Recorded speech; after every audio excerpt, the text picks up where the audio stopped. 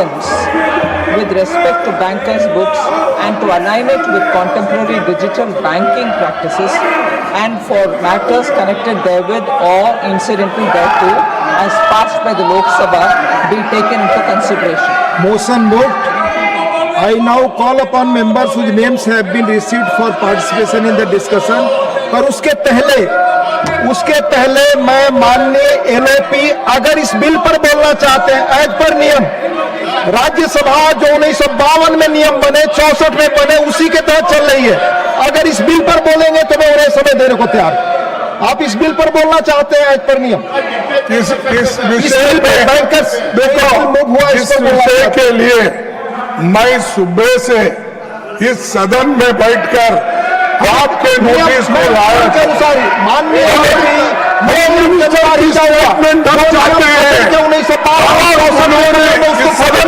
देना चाहिए चंदा चोरी कर यहाँ पर श्रीमान मोहम्मद नदीमुल हक श्रीमान मोहम्मद नदीमुल हक प्लीज बिल पर बोले सर शुक्रिया sir. Bankers book evidence bill पर आपने मुझे मौका दिया बोलने का सर, लेकिन आपको जानना चाहिए कि कल एक बहुत भयानक घटना हुई है। इस पर बोला नहीं चाहिए इस पर बिल पर बोले तो रिकॉर्ड पे जाएगा। Honorable members, I would request those members who will be participating in the discussion to confine themselves to the general principle of the bill and either in support or against of the provisions. Further irrelevant points and repetition of arguments should be avoided. These guidelines are provided under Rule 110, 124 and 240 of the Rules of Procedure. Anything said in violation of the rules shall not form part of the record. Nadimul हक जी आप bill पर नहीं बोलना चाहते। Bill पर बोले दिए sir. माननीय Shri Arun Singh sir, banking system जो विकास का पहिया है, बैंकिंग सिस्टम पे जब बिल पे चर्चा हो रही है तो विपक्ष हंगामा कर रहा है, जबकि यह बिल जो ले आया गया है bankers books and evidence bill, अगर इसको पूरी तरीके से देखेंगे तो जो मोदी सरकार में रिफॉर्म एक्सप्रेस आगे चल रही है उसी कदम में यह एक पहल है।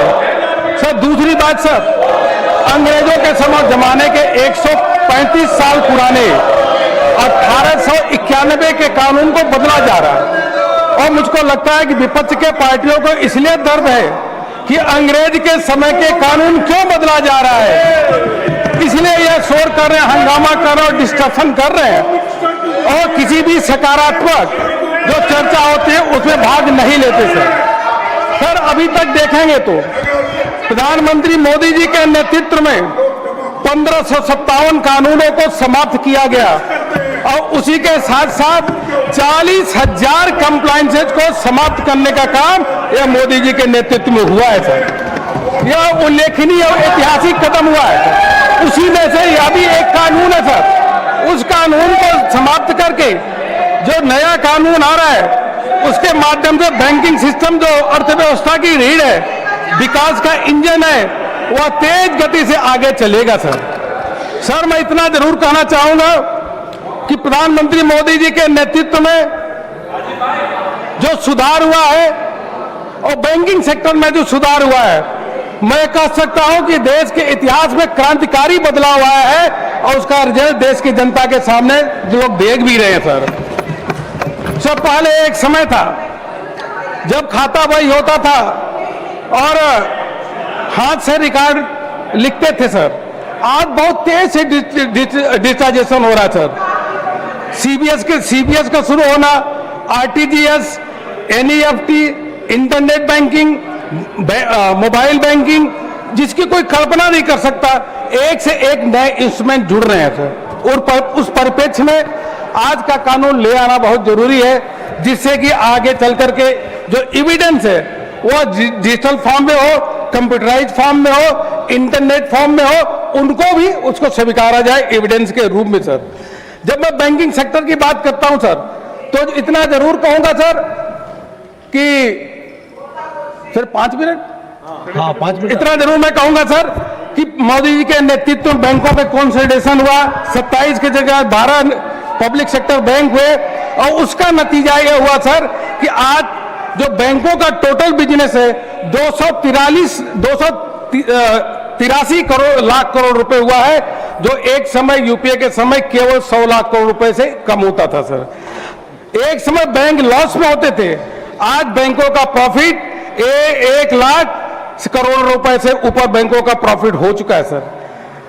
एग्रीकल्चर सेक्टर में जो बैंक लोन देते सर, वह लोन भी एक समय यूपीए का था, केवल उस समय 7 लाख करोड़ रुपए होता था। आज केवल एग्रीकल्चर सेक्टर में 7 लाख करोड़ रुपए से बढ़ करके 32 लाख करोड़ रुपए किसानों को लोन दिया जा रहा है, मतलब 5 गुना वृद्धि सर। एनपीए के में कमी आई है, जो एक समय कांग्रेस की कार्य पद्धति होती थी फोन बैंकिंग, प्रधानमंत्री मोदी जी के नेतृत्व में आईबीसी कानून आया, उसके माध्यम से लोग में डर की भावना हुई कि लोन हमको वापस करना है, नहीं तो हमारा एसेट चला जाएगा। 1,98,000 करोड़ रुपए आज बैंकों का प्रॉफिट है सर, और वही बैंक आज के दिन में डिविडेंड दे रहे sir.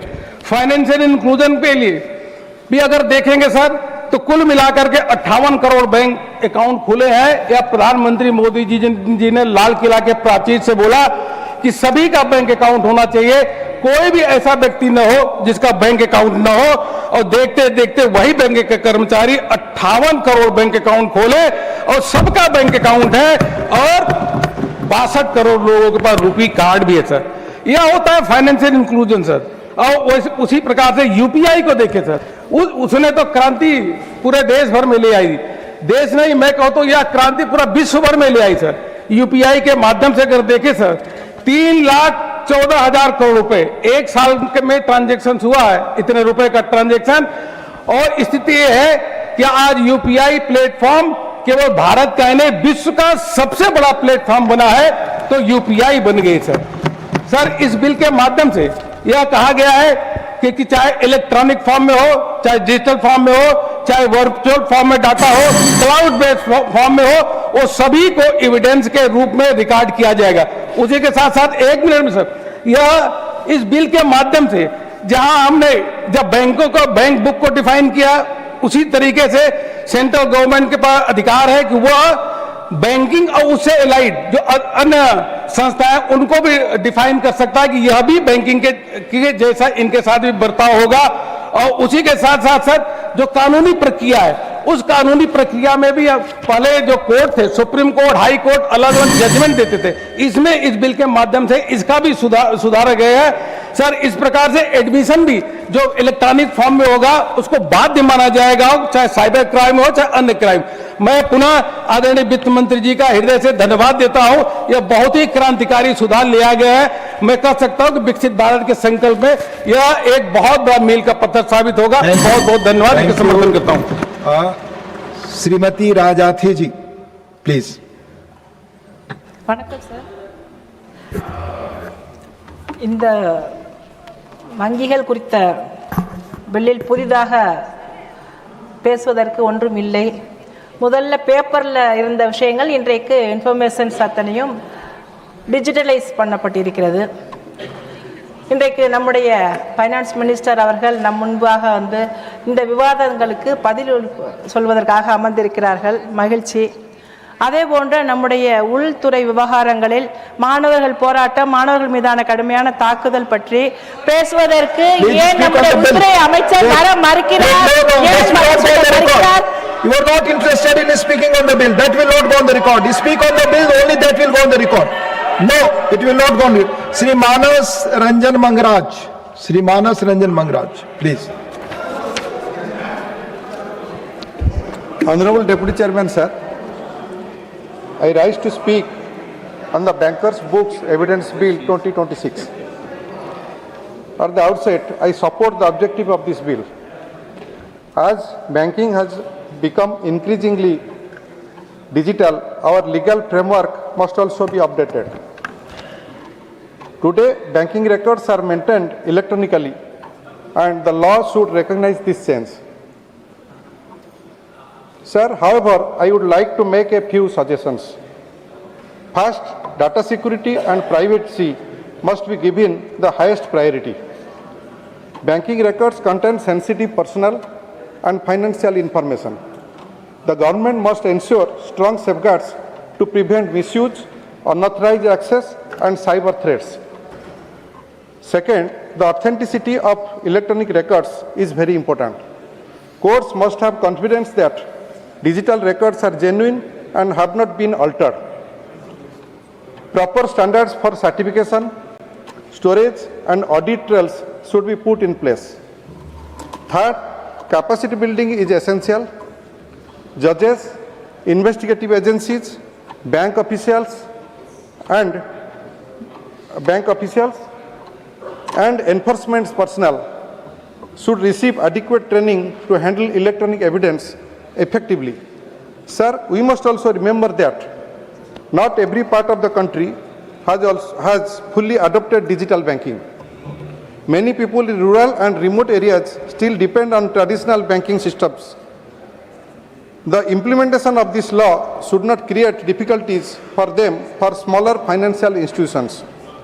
This bill should strengthen public confidence in the banking system while ensuring transparency, security, and fairness. With those observations, I support this bill. Thank you, sir. Thank you, Manas Ranjanji. Manisri S. Niranjan Reddy. Thank you, sir.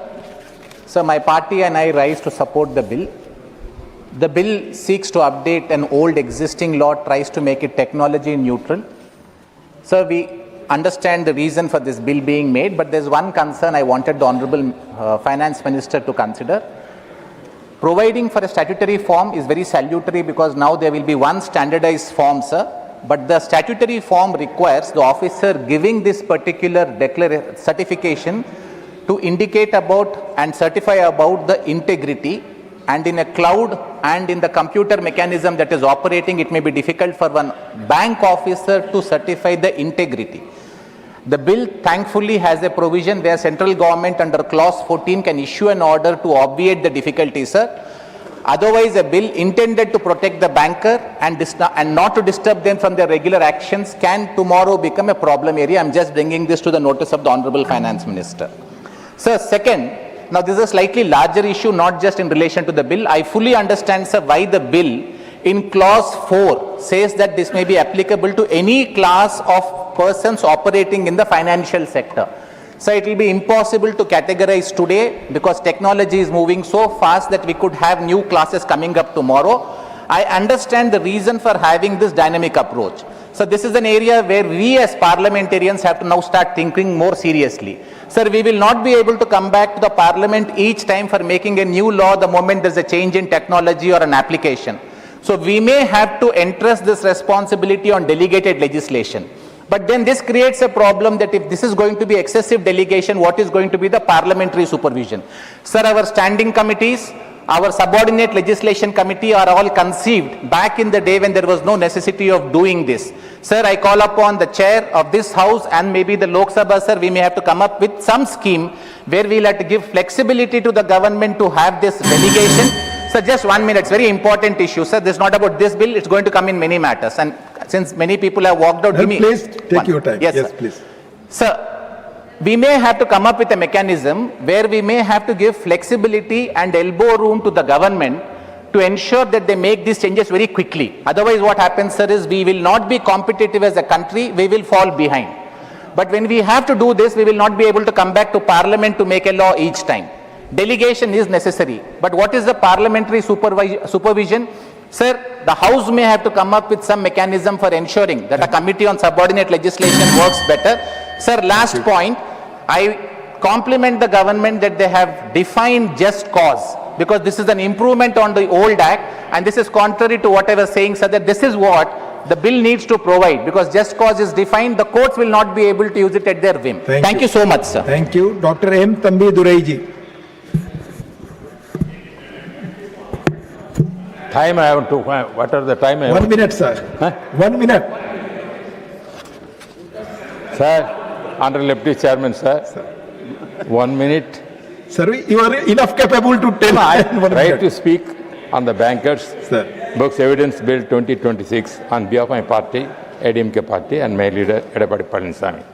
I appreciate the Honorable Finance Minister as taking all the efforts to fulfill the Prime Minister's vision to the modernize the everything. That is what I am presenting here. So at the outset, I would like to appreciate government for this. So the bill rightly explained this. Actually, the existing bill is Evidence Act was enacted in 1891. That is the act actually there. Now the government has come forward by bringing out the new list, whatever the colonial rules are there.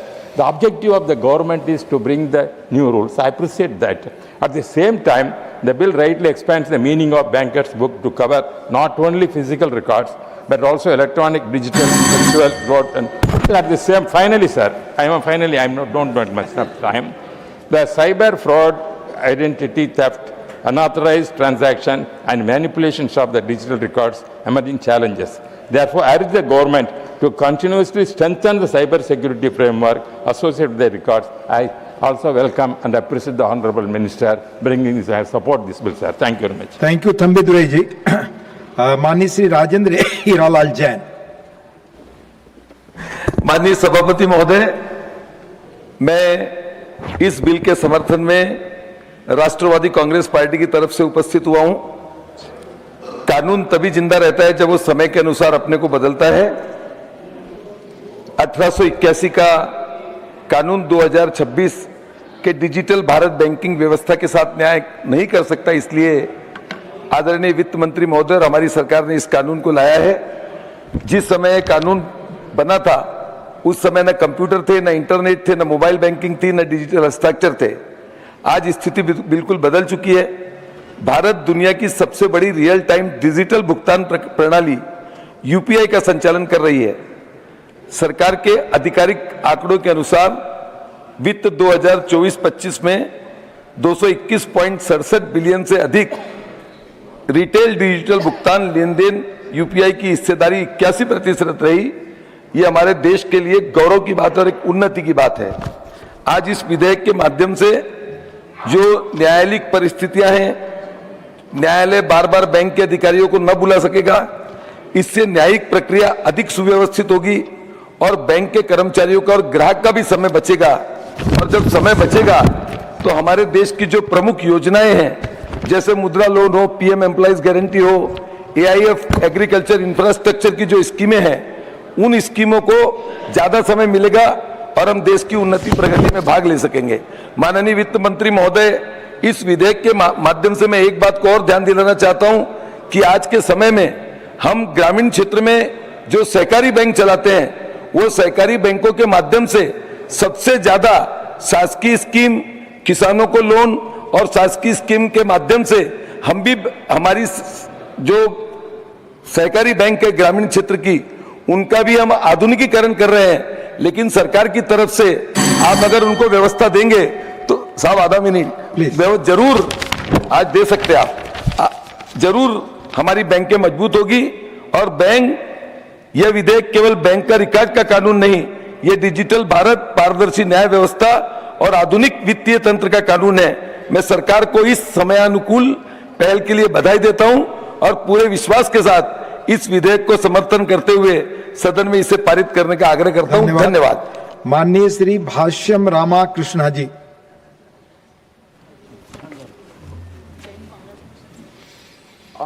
Deputy Chairman sir, I rise to support the Bankers Books Evidence Bill 2026. Sir, this bill replaces a 135-year-old colonial law with a modern legal framework that recognizes physical, electronic, digital, virtual and cloud-based banking records. It also provides a clear mechanism for certification of electronic records and clearly defines the circumstances under which banks may be required to produce records before courts. These are timely reforms in an era where India's banking system has become predominantly digital. కాలానుగుణంగా చట్టాలు మారాలి, కానీ ప్రజల విశ్వాసం కూడా అంతే బలంగా నిలవాలి. As we digitize banking, we must also strengthen cyber security, data privacy and the protection of customers' financial information. Technology should make banking easier, but it should never make citizens more vulnerable to cyber frauds. Sir, Andhra Pradesh దృష్టికోణంలో ఒక విషయం ప్రత్యేకంగా ప్రస్తావిస్తున్నాను. మా ముఖ్యమంత్రి నారా చంద్రబాబు నాయుడు గారి ఆధ్వర్యంలో ఆంధ్రప్రదేశ్లో రైతులు, మహిళా స్వయం సహాయక సంఘాలు, మత్స్యకారులు, చిన్న వ్యాపారులు, యువ పారిశ్రామికవేత్తలు పెద్ద ఎత్తున డిజిటల్ బ్యాంకింగ్ సేవలను వినియోగిస్తున్నారు. విశాఖపట్నాన్ని ఫిన్టెక్ హబ్గా అభివృద్ధి చేయడానికి రాష్ట్ర ప్రభుత్వం కూడా చర్యలు తీసుకుంటుంది. ఈ నేపథ్యంలో డిజిటల్ లావాదేవీల భద్రత, ప్రజల వ్యక్తిగత ఆర్థిక సమాచార రక్షణ, సైబర్ మోసాల నివారణకు మరింత బలమైన వ్యవస్థను కేంద్ర ప్రభుత్వం ఏర్పాటు చేయాలి. అలాగే డిజిటల్ బ్యాంకింగ్ మోసాలకు గురైన సాధారణ ప్రజలకు త్వరితగతిన న్యాయం అందేలా ఫిర్యాదుల పరిష్కారానికి కాలపరిమితితో కూడిన వ్యవస్థను ఏర్పాటు చేయాలని ప్రభుత్వాన్ని కోరుతున్నాను. గ్రామీణ ప్రాంతాల్లో డిజిటల్ ఆర్థిక అక్షరాస్యత కూడా అత్యంత అవసరం. On behalf of Telugudesam Party, I extend my wholehearted support to the bill, sir. Thank you, sir. Mani Shri Sanjay Singh, not present. Mani Shri Ravichandra Vaddi Raju. Thank you, sir. This Bankers Book Evidence Bill 2026. Sir, today I am going to speak about bill, sir. I am supporting this bill. Banking has changed a lot in recent years. Today, most banking work is done through computers and digital systems, sir. Bank keep important information in electronic form, such as bank statements, transaction details and others, sir. This Banker Book Evidence Bill 2026 aim to update the old law related to bank records, sir. The old law was made in 1891 when banking was mainly based on paper records. This bill is designed to recognize modern electronic bank records in legal proceedings, sir. Sir, this is important because digital records are now normal part of our daily banking. If a bank record is needed in a court case, sir, electronic records can help provide information quickly and easily, sir. So this bill can also reduce paperwork and save time. It can make the legal process more convenient and suitable for today's digital banking system, sir. However, digital records must be kept safe and banks should protect customer information from hacking, fraud and other unauthorized access, sir. The accuracy and security of these records are very important, sir. In conclusion, this Bankers Book Evidence Bill 2026 is an important step towards modernizing our banking and legal systems. It helps our laws keep pace with new technology, sir. Modern banking needs modern laws and strong security and public trust, sir. We are supporting this bill, sir. Thank you very much. Thank you, Dr. Vaddi Raju ji, Shri Vaddi Raju ji. Mani Dr. V. Shivadasan, not present. Mani Shri L.K. Sudhesh.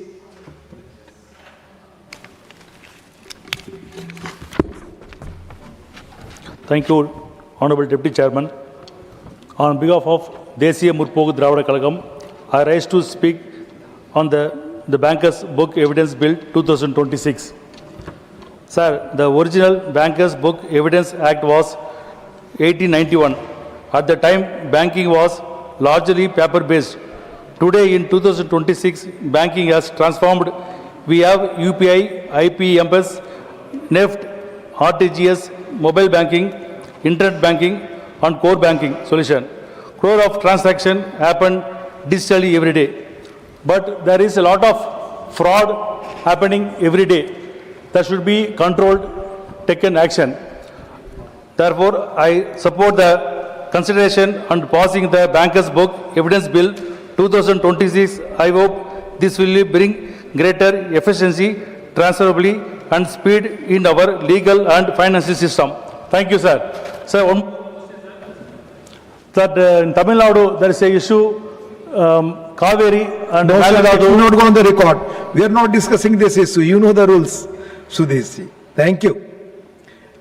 Srimati Mamta Thakur, not present. Mani Dr. M. Dhanpal, Honorable Dr. M. Dhanpal. Thank you, sir. Sir, I support the Bankers Books Evidence Bill 2026 on behalf of all India Anna Dravida Muneta Kalagam and my beloved leader, former Chief Minister Edapadi K. Panichami. Sir, I welcome the provisions ensuring admissibility of electronic records and safeguards against unauthorized alteration, tampering and cyber threats. I give some suggestions for this bill, sir. 1. Customer privacy should be protected through appropriate redaction and restricted access to unrelated financial information.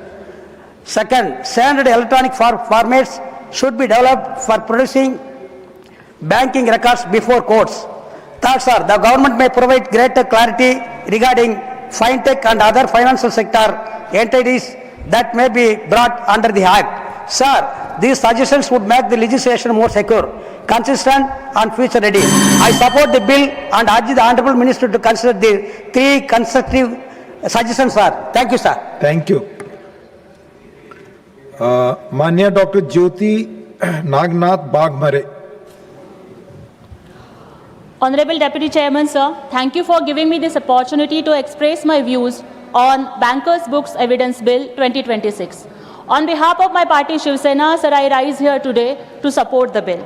So today the House is going to witness the historical moment, the end of 135 years old colonial British rule and the beginning of new revolutionary changes which make our country future ready. Sir, on behalf of our leader, Honorable Deputy Chief Minister of Maharashtra Eknath Shinde ji, who is the torchbearer of women empowerment and started a very important scheme like Ladki Bahin and gifted the financial freedom to the women, I would like to congratulate Honorable Finance Minister Nirmala Sitharaman ji. Sir, I think she is giving a very strong message of women liberation and women empowerment, not only to the country but to the entire nation. And I think, sir, she proved that चूल्हे चौके की चौखट से निकलकर नया इतिहास रचाती है।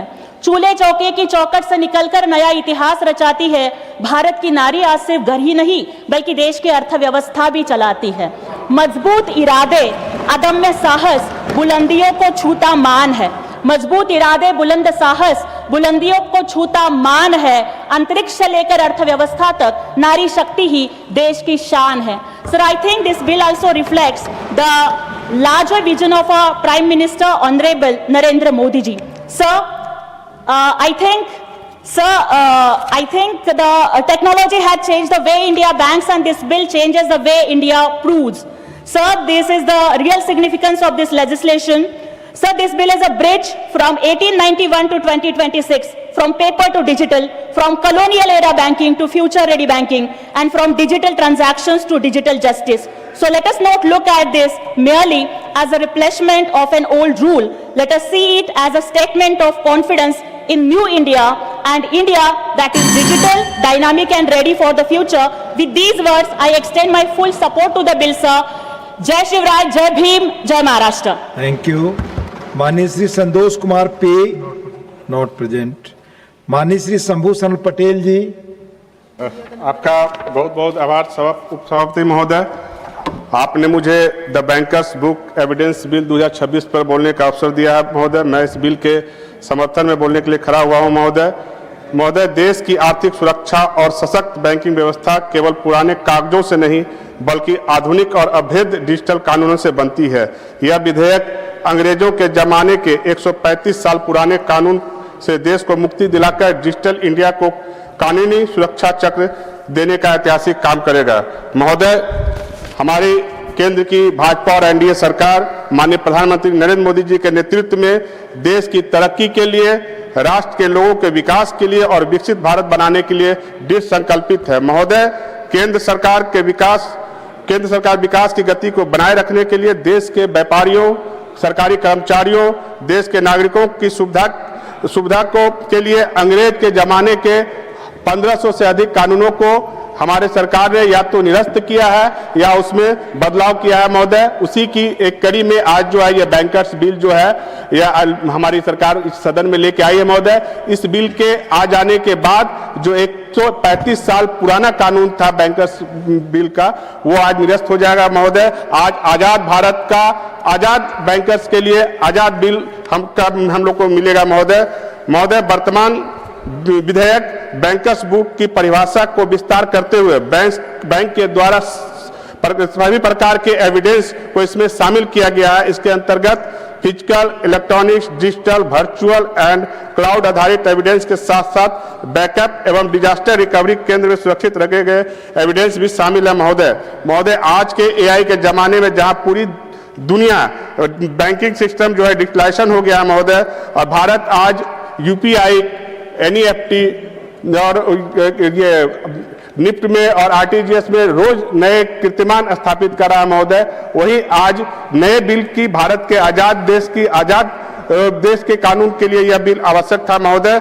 और इस बिल को आ जाने के बाद जो पहले जो सिर्फ बही खाता लेके हमारे बैंक के अधिकारी को अदालत का चक्कर लगाना पड़ता था महोदय, अब जो है आप डिजिटली जो है सारे एविडेंस को अदालत में रखा जा सकेगा महोदय। और जो दो कंपनियों के बीच में कभी कभी जो झगड़ा हो जाता था महोदय, उसमें एक पार्टी जो है किसी का पूरा बही खाता को अपने एविडेंस के रूप में मंगा लेता था, जिसके कारण उस कंपनी का पूरा जो बैंकिंग सिस्टम है उसका डिस्क्लोज होता था महोदय। अब बेवजह जो अदालत जो है बैंक के अधिकारियों को या बैंक या किसी कंपनी को या दो कंपनियों के झगड़ा में बैंकर्स को इन्वॉल्व करने के पहले उसको ऑफिशियली जो है उनको इन्फॉर्म करेंगे महोदय। और जरूरत होगा तभी बैंकर्स जो है उस बिल के ये एविडेंस को लेकर अदालत में जाएंगे महोदय। ये बिल तो बहुत महोदय 30 सेकेंड और बोल दूं महोदय, आज के इस मतलब 75 अब 80 साल आजादी होने जा रहा है महोदय, और इस 80 साल के आजाद जो हम वर्ष मनाएंगे महोदय, और इस बैंकिंग जो एविडेंस बिल है इसके पहले मात्र 2000 ईस्वी में जब हमारे जो पुराने जो हमारे प्रधानमंत्री पहले प्रधानमंत्री अटल बिहारी वाजपेयी जी के जमाने में जो है सूचना प्रौद्योगिकी अधिनियम 2000 के माध्यम से इसमें बदलाव किया गया था महोदय।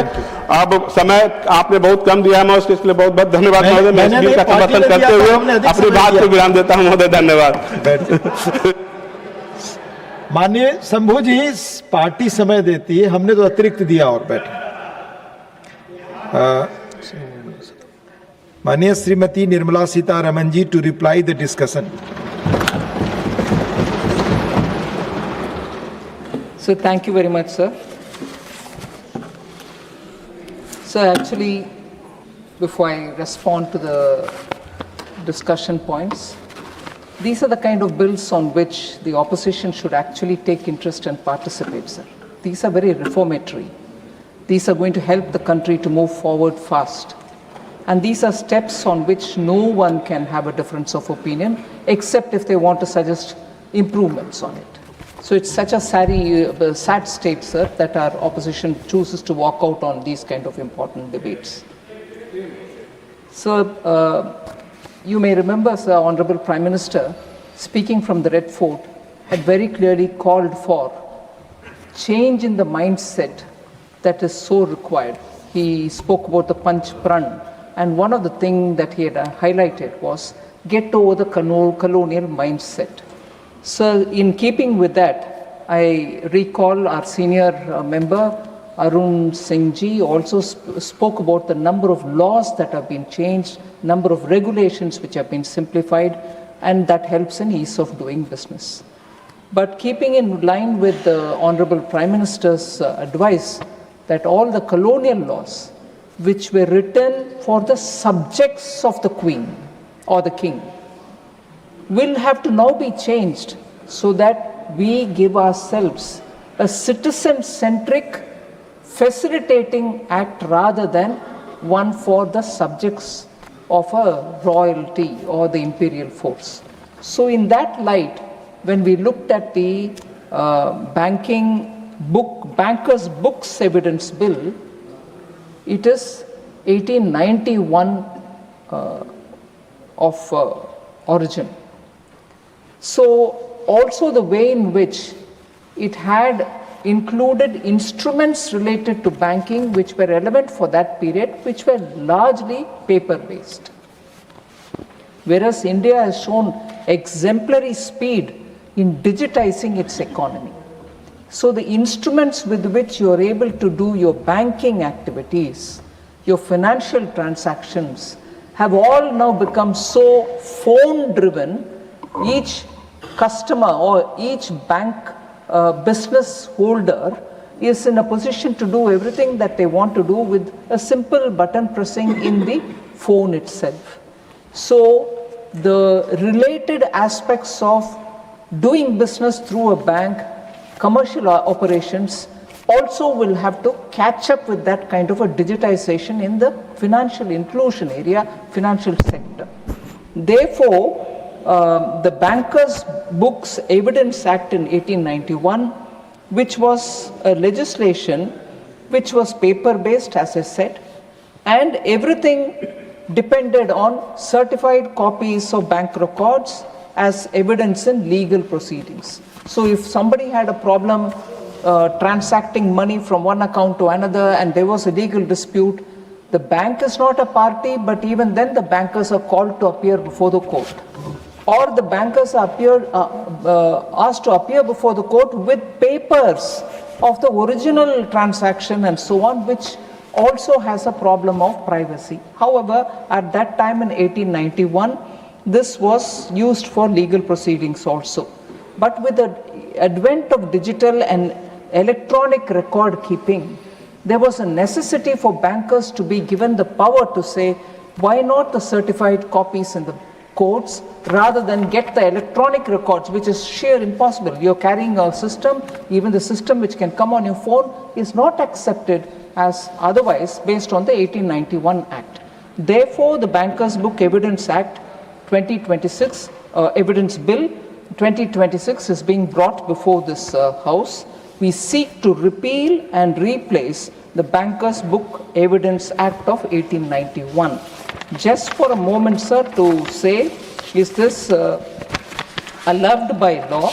Yes, it is allowed by law, because entry 45 in the Union list, which is the list 1 of the 7th schedule to the Constitution, empowers the Parliament to repeal and re-enact an act. We are invoking that and repealing the 1891 Act and bringing in the Bankers' Evidence Bill, Bankers' Books Evidence Bill of 2026, which will replace the repealed 1891 Act. So the bill, among various other things that it wants to do, provides for provides for a technology neutral legal framework for bankers' books. It recognizes electronic and digital banking records. It standardizes the certification process, facilitates the admissibility of electronic banking records. It permits authentication through manual, digital, and electronic signatures. It also, therefore, strengthens the statutory protection available to the bank officers where the bank is not a party to the proceedings by requiring the court to record the existence of a special clause, which is the feature in this new one. It suggests to the court to record the existence of a special clause before summoning them, or invoke a cause which is specialized for summoning them, empowers the central government to extend the applicability of the Act to specified financial sector entities, and also aligns the law with the contemporary banking practices. Sir, this particular Act has about 16 clauses which provides for several specific provisions, all of which will allow for the digital records to be in the form of a certified copy, which can be admitted in the court of law. I highlight a few things. Explicit legal recognition is going to be provided if this House passes this passes this bill as an act. So explicit legal recognition of electronic records. So this provides, this particular clause provides that electronic or digital records of bankers' books shall be admissible, it shall be valid and legally enforceable as evidence, subject to the conditions specified under the Act. So clauses 6 and 7 relate to that. Expanded definition of bankers' books. is being brought in now. It expands the definition of bankers' books to include records maintained in written or physical form or stored in electronic or digital form or otherwise, either on-site or at off-site or virtual or cloud location, including backup or disaster recovery site. So that is the clause 2(1)(b) which we are bringing in now. Conditions for admissibility of electronic or digital records. This act will prescribe, once passed, the conditions to be satisfied for the admissibility, validity, enforceability of electronic and digital records of bankers' books as evidence, with an enabling provision for the central government to notify such other conditions. Standardized certificates can also be prescribed.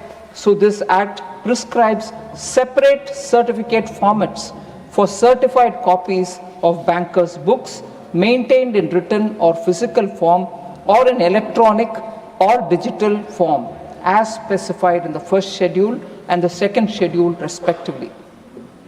So again, the central government may by notification modify the certificates and specify in the rules. This is clause 3 and clause 12 read with the first schedule and the second schedule of the act, sir.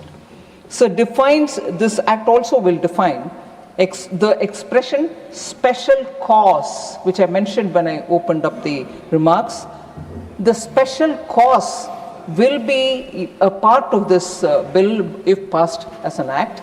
It will give the basis for summoning a bank officer to produce bankers' books or appear as a witness in legal proceedings to which the bank is not a party. There can be a case where two people are fighting, commercial case, the bank is not even a party.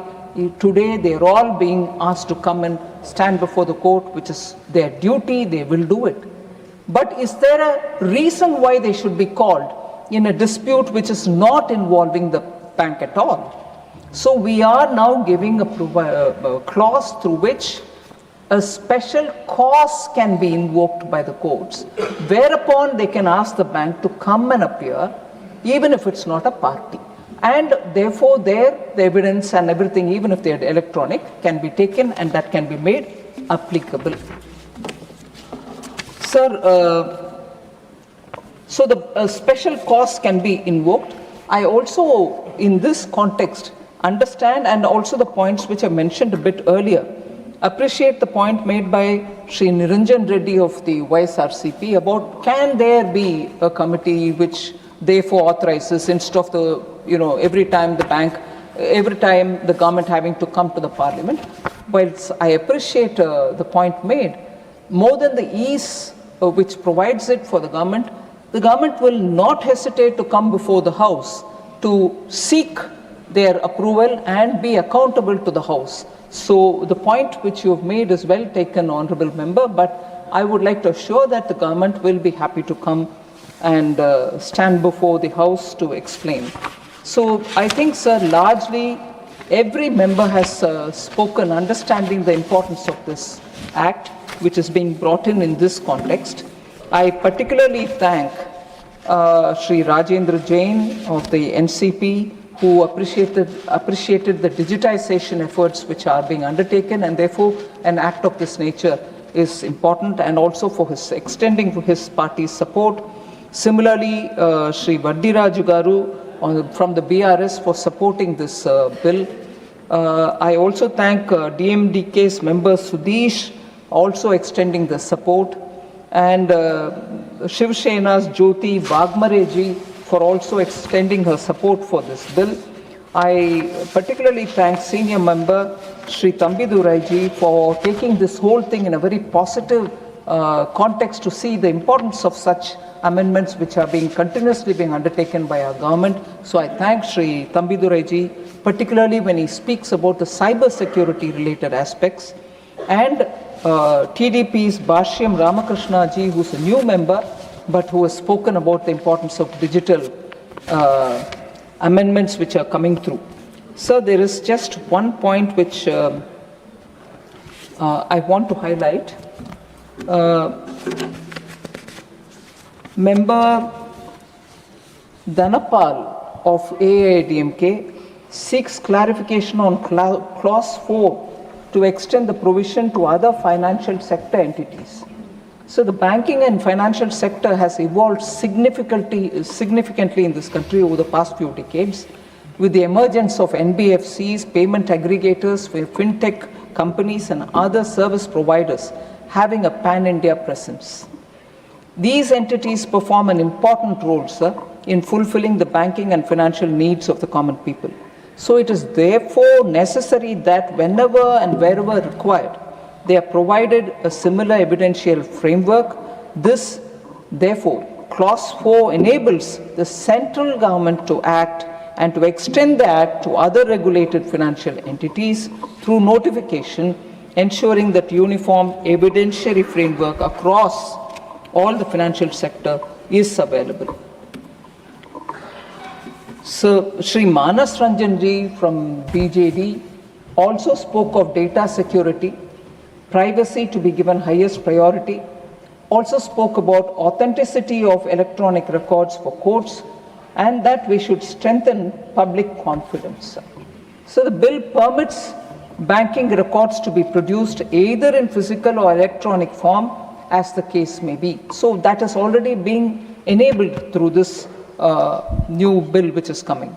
The bill actually strengthens public confidence by providing a clear, secure and transparent legal framework for the use of banking records in legal proceedings, while fully safeguarding the privacy and the confidentiality of customers.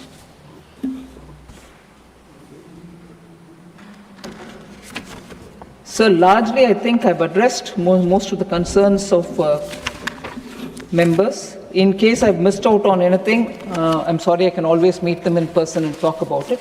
So, Sabha be taken into consideration. Those in favor will please say aye. Aye. Those against will please say no. I think the ayes have it, the ayes have it, the ayes have it. The motion is adopted. We shall now take up clause by clause consideration of the bill. Clause 2 stands part of the bill. Those in favor will please say aye. Aye. Those against will please say no. I think the ayes have it, the ayes have it, the ayes have it. Clause 2 is adopted. Clause 3 stands part of the bill. There is one amendment. Number 6 by Dr. V. Shivadasan. Dr. V. Shivadasan, not present. I shall now put clause 3 to vote. Those in favor will please say aye. Aye. Those against will please say no. I think the ayes have it, the ayes have it, the ayes have it. Clause 3 is adopted. Clause 4 stands part of the bill. There are two amendments.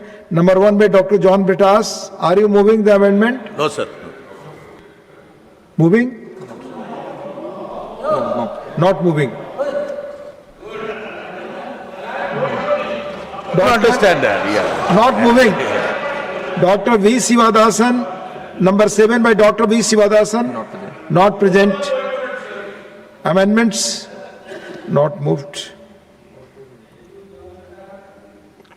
I shall now put clause 4 to vote. Those in favor will please say aye. Aye. Those against will please say no. I think the ayes have it, the ayes have it, the ayes have it. Clause 4 is adopted. Clause 5 stands part of the bill. There is one amendment. Number 8 by Dr. V. Shivadasan. Not present.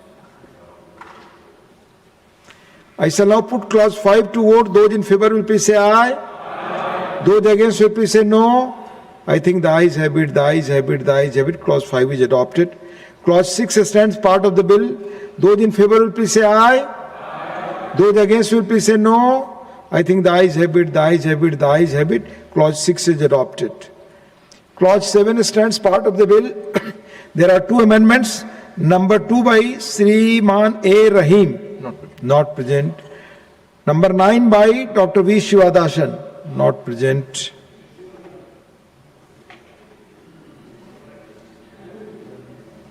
I shall now put clause 7 to vote. Those in favor will please say aye. Aye. Those against will please say no. I think the ayes have it, the ayes have it, the ayes have it. Clause 7 is adopted.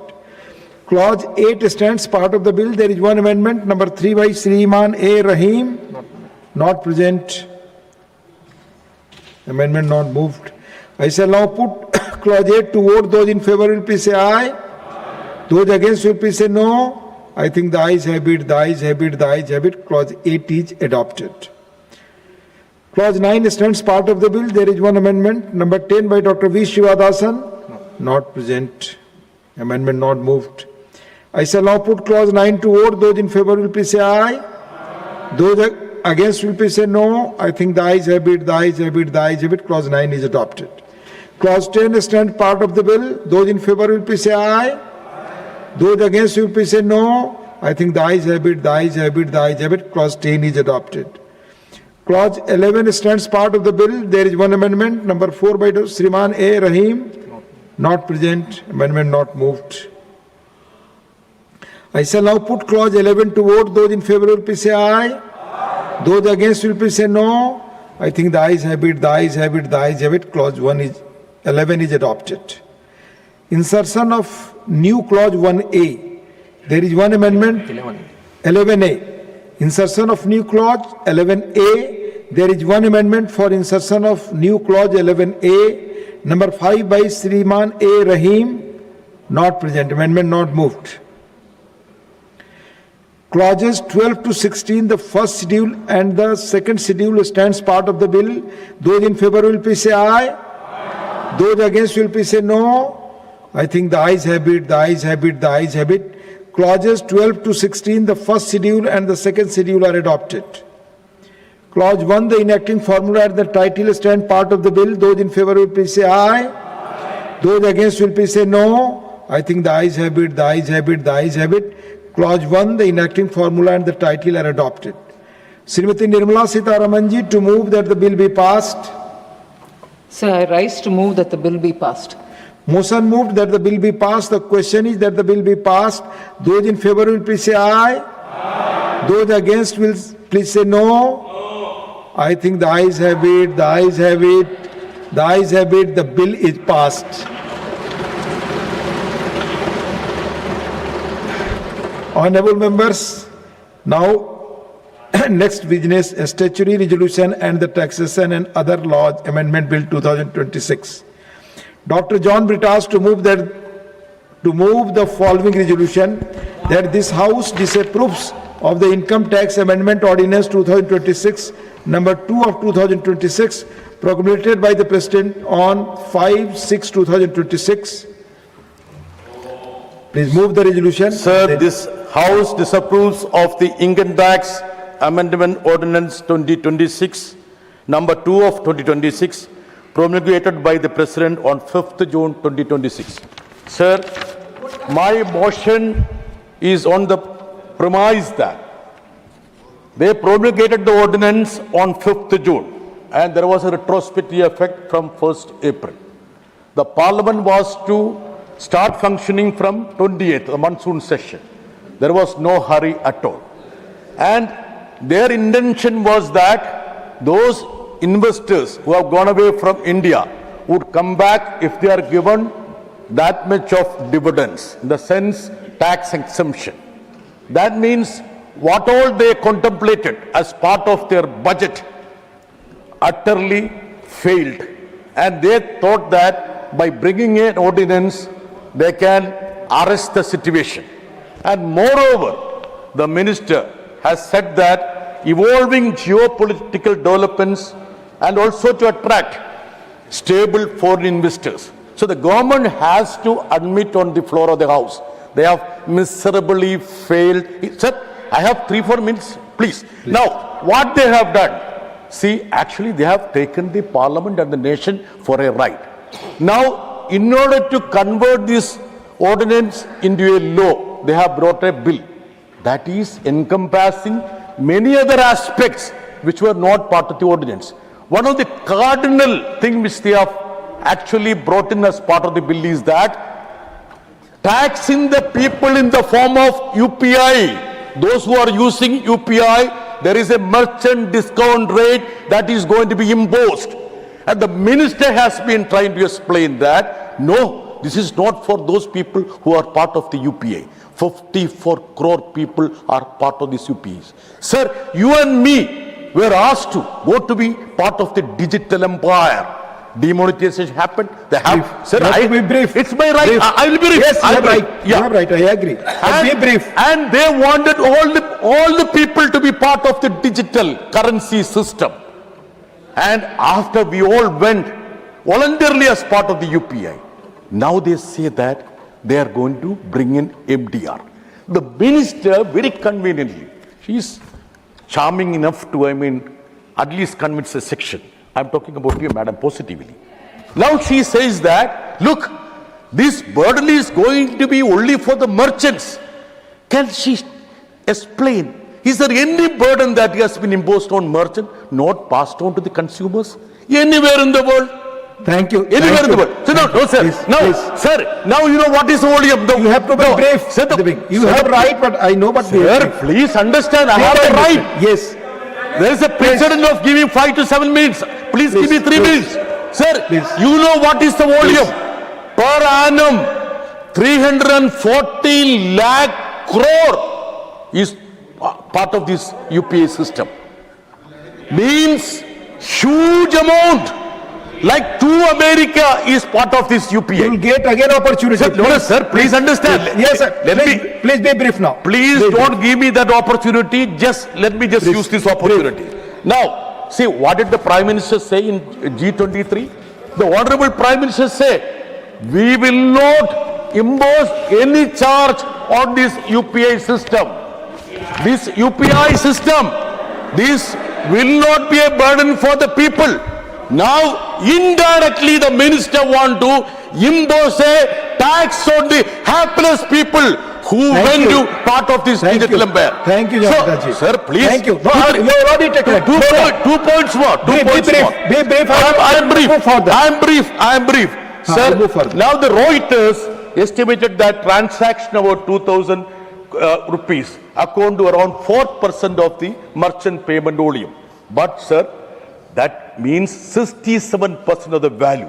So a 2,000 threshold which she is talking about sounds narrow, but it can still bring lot of money, means misery to the people. Sir, I am brief. Sir, there are honorable petroleum ministries here. I need to, involve him also. There are 1 lakh petrol pumps in this country. If you add the private pumps, 1,25,000 petrol pumps in this country. Imagine that 2,000 rupees additional burden is for a petrol pump owner per day. Just, you know what is impact? 10,000 to 12,000 crore annually for the consumers. Thank you. Now you have moved. Sir, you have moved already. Very important. I am moving. Yes, so I feel that the Honorable Finance Minister is putting a huge burden on this country, and there is no way the Parliament should give a blanket approval to her. If she is interested, let she come with the clauses. You have made your point out. What is the charge for this category?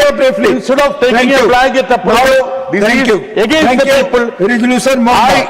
It's moved. Yes. Moved. Resolution moved. I have moved the resolution, sir.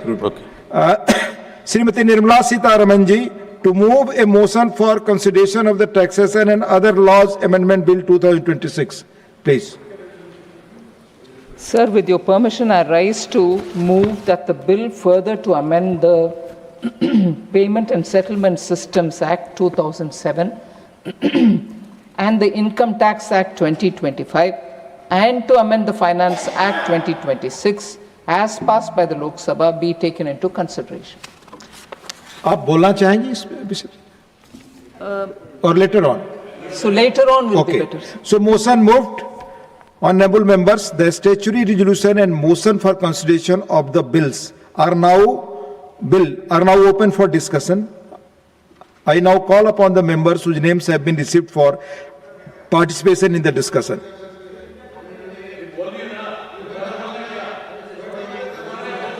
Please, no cross talking. John Pitaji, please.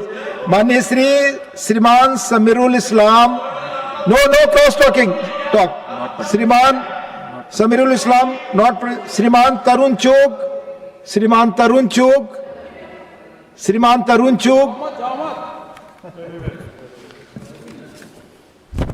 माननीय सभापति जी, मैं इस bill की support के लिए खड़ा हुआ हूं। जो राष्ट्र समय की चुनौतियों को पहचान कर अपनी नीतियों को समय के साथ आगे बढ़ाता है, वही राष्ट्र आने वाले कल की दिशा तय करता है। माननीय सभापति महोदय, मैं माननीय वित्त मंत्री बहन निर्मला जी ने जो बिल पेश किया है, उसमें आदरणीय प्रधानमंत्री श्री नरेंद्र मोदी जी की सोच की खुशबू आ रही है। ये विधेयक भारत को आगे बढ़ाने वाला, ये बिल ग्लोबल से लेकर लोकल तक हर क्षेत्र में निरंतर प्रगति करने वाला, चाहे वैश्विक मंच हो, भारत की बढ़ती प्रतिष्ठा हो, हमारी अर्थव्यवस्था के मजबूत करने की बात हो, ये सभी इसमें इंक्लूड हैं। इस विधेयक के पीछे एक बहुत व्यापक और दूरदर्शी सोच है कि भारत की अर्थव्यवस्था मजबूत बनाई जाए, निवेशकों का भरोसा कायम हो, उद्योग, व्यापार और रोजगार को आवश्यक स्थिरता दे, भारत को आने वाले वर्षों के लिए एक मजबूत, शक्तिशाली, आत्मनिर्भर और वैश्विक स्तर पर एक कॉम्पिटिटिव अर्थव्यवस्था के रूप में तैयार करना। माननीय सभापति जी, मैं आज जो दुनिया के अंदर इस समय जो परिस्थितियां हैं, उसके अंदर ये केवल सरकार के लिए एक राजस्व जुटाने का माध्यम नहीं है। इसे अर्थव्यवस्था के महत्वपूर्ण क्षेत्रों को स्थिरता और आवश्यक समर्थन भी देना होगा। मुझे लगता है इस विधेयक की सबसे बड़ी विशेषता यह है कि आज की बदलती हुई परिस्थिति को समझते हुए targeted tax exemption, rationalise conditions का रास्ता अपनाया गया है। माननीय सभापति जी, ये वह सोच है जिसे हम पिछले कई वर्षों से माननीय प्रधानमंत्री श्री नरेंद्र मोदी जी के नेतृत्व में देश की आर्थिक नीतियों में लगातार देखते आ रहे हैं, और जिसका परिणाम है कि आज भारत 7.8% की विकास दर से आगे बढ़ रहा है, और आज मेरा भारत दुनिया की सबसे तेजी से बढ़ने वाली अर्थव्यवस्था बना है। और हमें गर्व है कि प्रधानमंत्री नरेंद्र मोदी जी के नेतृत्व में आज भारत दुनिया की चौथी आर्थिक महाशक्ति के रूप में खड़ा हुआ है। इसके माध्यम से जहां प्रोग्रेसिव अप्रोच होगी, पॉलिसी में स्टेबिलिटी आएगी, ये एक भारत को आगे बढ़ाने वाला एक माइलस्टोन साबित होगा।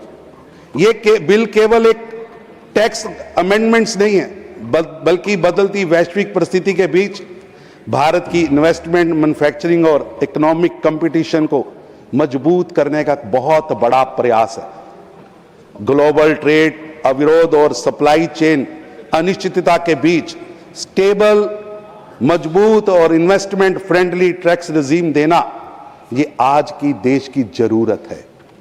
सरकार का स्पष्ट उद्देश्य है कि ईज ऑफ डूइंग बिजनेस में और टैक्स में निश्चितता, रणनीतिक निवेश और बढ़े और देश आगे तरक्की करे। फाइनेंशियल एक्ट 2026 के बाद स्टेक होल्डर से मिले फीडबैक को शामिल करते हुए टैक्सेशन फ्रेमवर्क को और रैशनलाइज और सिंप्लीफाई किया गया है। अब इलेक्ट्रॉनिक मैन्युफैक्चरिंग, भारत केवल इलेक्ट्रॉनिक्स का बड़ा मार्केट नहीं, बल्कि ग्लोबल इलेक्ट्रॉनिक्स मैन्युफैक्चरिंग का भरोसेमंद पार्टनर बन रहा है। इलेक्ट्रॉनिक्स मैन्युफैक्चरिंग में ग्लोबल सप्लाई चेन तेजी से बदल रही है। ऐसे समय में भारत लॉन्ग टर्म टैक्स निश्चितता और रणनीतिक जरूरत दोनों ही देश के लिए आगे बढ़ाना है। फॉरेन कंपनी और इंडियन कॉन्ट्रैक्ट मैन्युफैक्चरिंग को दिए जाने वाले कैपिटल गुड्स को और उसकी टूलिंग पर टैक्स एग्जम्पशन को 2030-31 से 2040-41 तक बढ़ाना, मैं समझता हूं ये एक दूरगामी कदम है। मैं वित्त मंत्री जी को इसकी बधाई देता हूं कि देश को तरक्की के लिए उन्होंने एक बड़ा रास्ता खोला है। इससे भारत का व्यापार, भारत का उद्योग, भारत का रोजगार तेजी से आगे बढ़ेगा। इससे इन्वेस्टर्स को शॉर्ट टर्म इंसेंटिव ही नहीं, बल्कि लॉन्ग टर्म पॉलिसी के माध्यम से देश की तरक्की का रास्ता खुलेगा। ये एक इसके अंदर मैन्युफैक्चरिंग इकोसिस्टम व्यापक होगा। मेरा सभापति जी, आपके माध्यम से मैं इस बिल की सपोर्ट करता हूं कि डाटा सेंटर और डिजिटल इकोनॉमी के माध्यम से, आज डिजिटल इकोनॉमी आज की डिजिटल इंफ्रास्ट्रक्चर का बैकबोन है। इसलिए डाटा सेंटर्स के लिए टैक्स फ्रेमवर्क को प्रैक्टिकल और आज का बिजनेस फ्रेंडली बनाना, ये देश की जरूरत है, जिसकी चिंता यहां की गई है। एलिजिबल फॉरेन कंपनी को डाटा सेंटर सर्विस प्रोड्यूस के लिए और गवर्नमेंट नोटिफिकेशन की जो रिक्वायरमेंट हटाई गई, मैं समझता हूं ये एक लाल लतीफाशाही से जहां वित्त मंत्री जी ने निकालने का प्रयास किया है, वहीं ये भारत की ग्रोथ के लिए एक बहुत बड़ा कदम बनने वाला है। इंडियन कंपनीज द्वारा लीज इंफ्रास्ट्रक्चर पर ऑपरेटेड डाटा सेंटर्स को फ्रेमवर्क में अकोमोडेट किया गया है। इससे कंप्लायंस बर्डन कम होगा और डाटा सेंटर इन्वेस्टमेंट को बढ़ावा मिलेगा।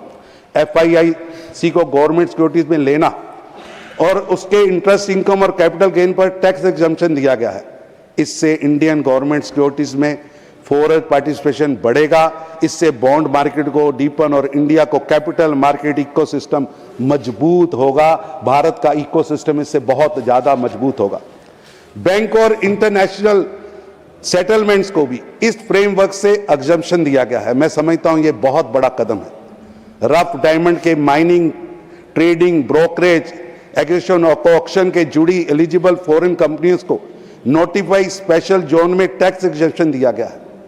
ये एक भारत का जो हीरा उद्योग है उसके लिए एक बहुत बड़ा कदम है और इस एग्जम्पशन को अब 31 मार्च 2041 तक बढ़ाकर भारत के वित्त मंत्री जी ने देश की जो डायमंड इंडस्ट्री है उसको विश्व की डायमंड इंडस्ट्री में सबसे आगे लाकर खड़ा कर दिया है, जिससे निश्चित रूप से Bharat global rough diamond trading hub बनेगा और मेरा भारत जो इस हीरे की मार्केट का हीरा बनकर सामने आएगा। Payment and settlement system act 2007 में अमेंडमेंट करके इलेक्ट्रॉनिक पेमेंट मोड्स में नोटिफाई करने की पावर को इनकम टैक्स एक्ट की स्पेसिफिक प्रोविजन से डीलिंक किया गया है। इसका उद्देश्य आउटडेटेड स्टैट्यूटरी रेफरेंसेस को हटाना और फ्यूचर पेमेंट टेक्नोलॉजी के ग्रेटर फ्लेक्सिबिलिटी को बढ़ाना है। डिजिटल पेमेंट लगातार इन्वॉल्व हो रही है, कानून को भी टेक्नोलॉजी के साथ इन्वॉल्व किया जा रहा है। सभापति जी, ये bill manufacturing and investment plus capital market और डिजिटल इंफ्रास्ट्रक्चर, इन चारों बिंदुओं को, मैन्युफैक्चरिंग, इन्वेस्टमेंट, कैपिटल मार्केट और डिजिटल इंफ्रास्ट्रक्चर, इसको एक स्ट्रेंथन भी करेगा और एक बड़े पिलर के रूप में काम भी करेगा। टैक्स पॉलिसी को केवल रेवेन्यू कलेक्शन का इंस्ट्रूमेंट ना मानकर इकोनॉमिक ग्रोथ और आज की दुनिया के अंदर भारत को किस तरह आगे बढ़ना है उसकी ओर जोड़ना, मैं समझता हूं ये ऐतिहासिक फैसला है।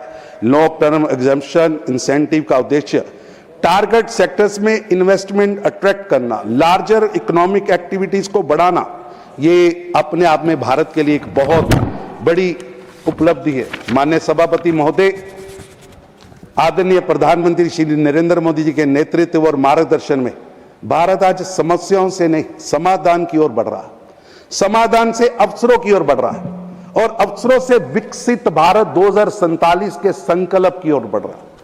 विकसित भारत 2047 का संकल्प अब केवल सरकार का संकल्प नहीं है, यह संकल्प अब केवल किसी नेता का संकल्प नहीं है, ये आज संकल्प पूरे भारत का संकल्प बना है। आज 140 करोड़ भारतीय विकसित भारत 2047 के लिए लगातार प्रयास कर रहे हैं और हर देश का युवा उस 2047 के विकसित भारत के प्रधानमंत्री के विजन को अपना विजन मानकर कदम दर कदम आगे बढ़ रहा है। मुझे पूरा विश्वास है जब 140 करोड़ भारतीय एक संकल्प को लेकर आगे बढ़ रहे हैं तो कोई भी चुनौती हमें विकसित भारत बनने से रोक नहीं सकती।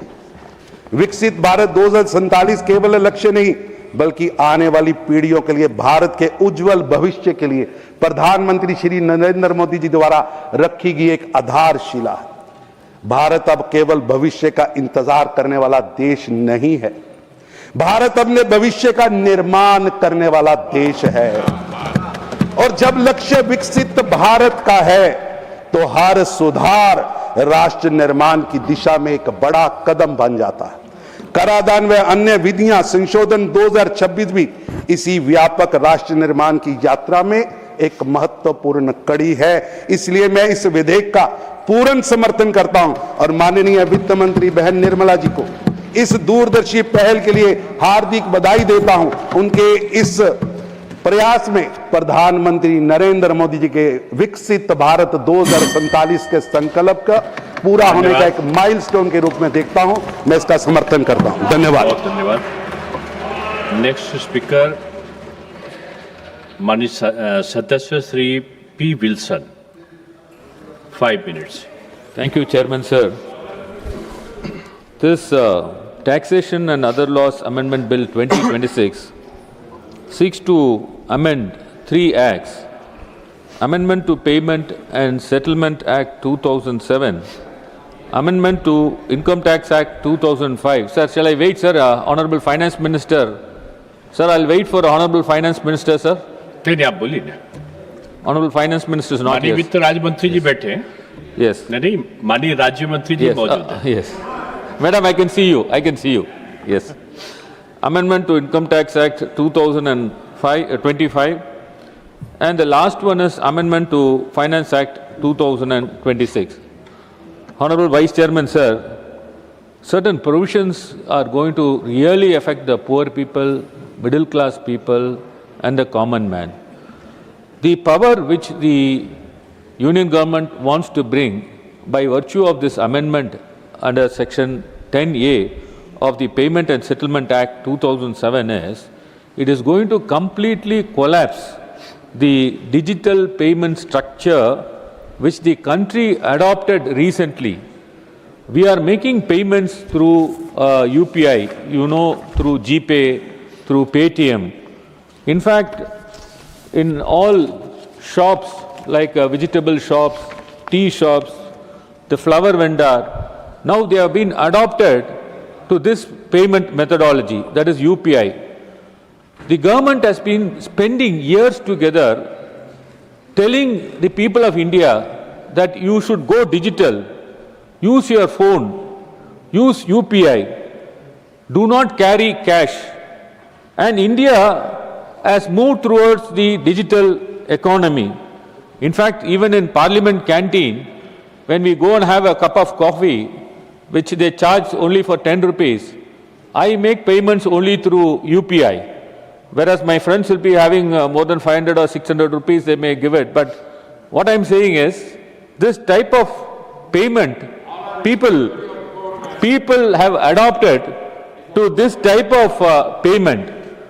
Now, the vegetable, as I said, the vegetable vendors accepted UPI, tea shop accepts UPI, small hotels accepts UPI, auto driver accepts UPI, and now all of a sudden, when UPI has become a part of Indians, you bring this amendment and now you are going to levy tax for the usage of UPI. Now, what will be the tax which you are going to levy? We do not know. Honorable Finance Minister has to tell this August House that this provision is not going to be used against the common man, the poor man, who is going to use it for a small amounts, this payment of electronic methods, and they should not be unnecessarily charged through this payment. Tomorrow what will happen? All along you brought them through this payment digital methods. Now we are reversing back to the cash methods. They will avoid this digital payments. So therefore, Honorable Finance Minister who has come to this house has to tell that how far they are going to use it against the common man. The next one, no doubt we are not going to oppose against the foreign contribution or foreign investment in India. But the Honorable Finance Minister has to say that how far this foreign investment which you are going to give an exemption to the tax, how it will create jobs to the persons in India, how far they are going to make a value additions, and how far the public money which is going to be given as an exemption is going to be benefited for the people of this country. So to that extent, and how far it will affect the employment also in our country. To that extent, the Honorable Finance Minister has to tell us. Now, the Honorable Finance Minister has come here.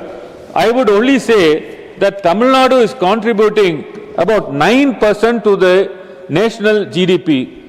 So, our population accounts for about 6% of total population. In fact, for every investment of 1 rupee, we are getting only 26 paise. But what is the problem today Tamil Nadu is facing? Sir, the Karnataka government is going to construct a Meghalaya dam. Sir, in fact, the then Chief Minister, Mr. M.K. Stalin, he wrote a letter on 4th of March 2026 requesting Karnataka government that not to construct the Meghalaya dam and ask for, I'll finish it, sir, I'll finish it. I'm coming in the point of tax only, sir. 30 minutes. Sir, I will conclude, sir, with respect to the tax. Sir, he has written letter and he has asked for a constitution of a tribunal. Sir, till today, the tribunal has not been constituted. Sir, when Tamil Nadu people are paying taxes to the union government, what is the difficulty in constituting a tribunal, sir? After all, they are asking for a constitution of a tribunal to solve this Meghalaya issues. When this tribunal is constituted... Next speaker, माननीय सदस्य Shri Subhashish Khuntia. Sir mic sir.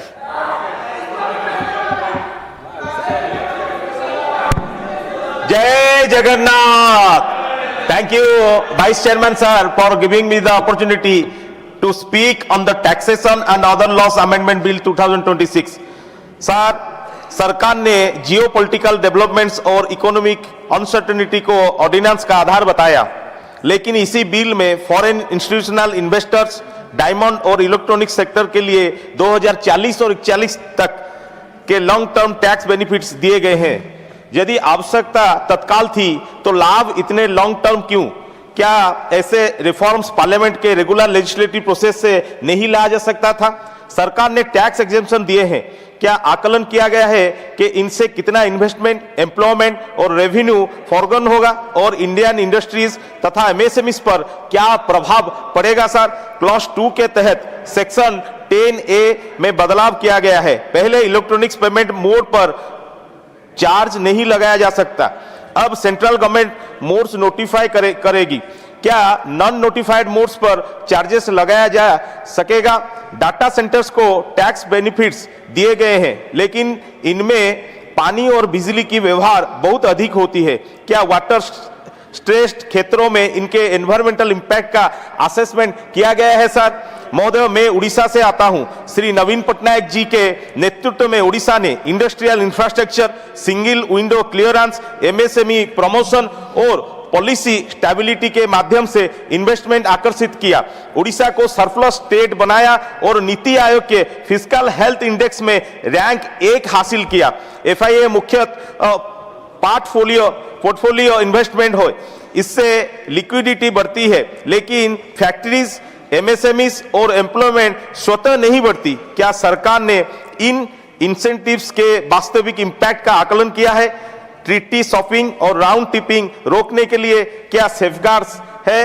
अंत में हर tax incentives के साथ revenue impact statement parliament के सामने रखा जाए, इंडिपेंडेंट रिव्यू हो और Indian MSMEs, domestic industry, environment तथा इंडियन इन्वेस्टर्स को समान पॉलिसी सपोर्ट मिले.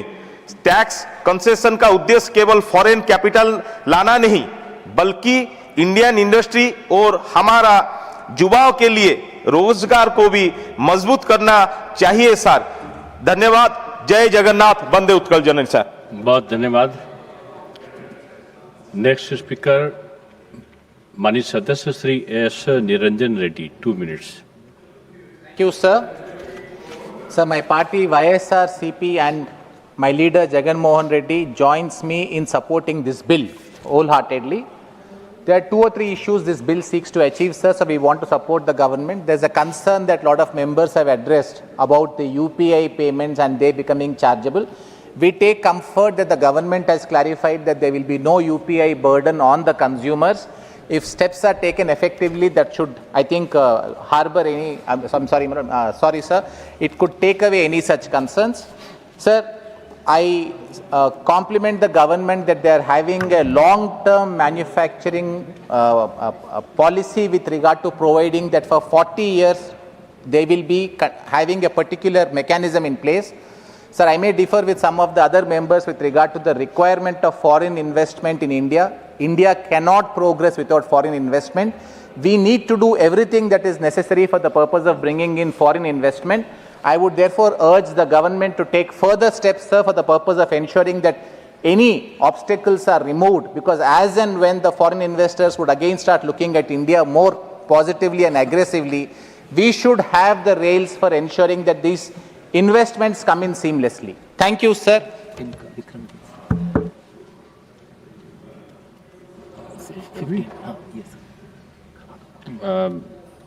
Next is Sadasya Mani Dr. Vikramjit Singh Sahni.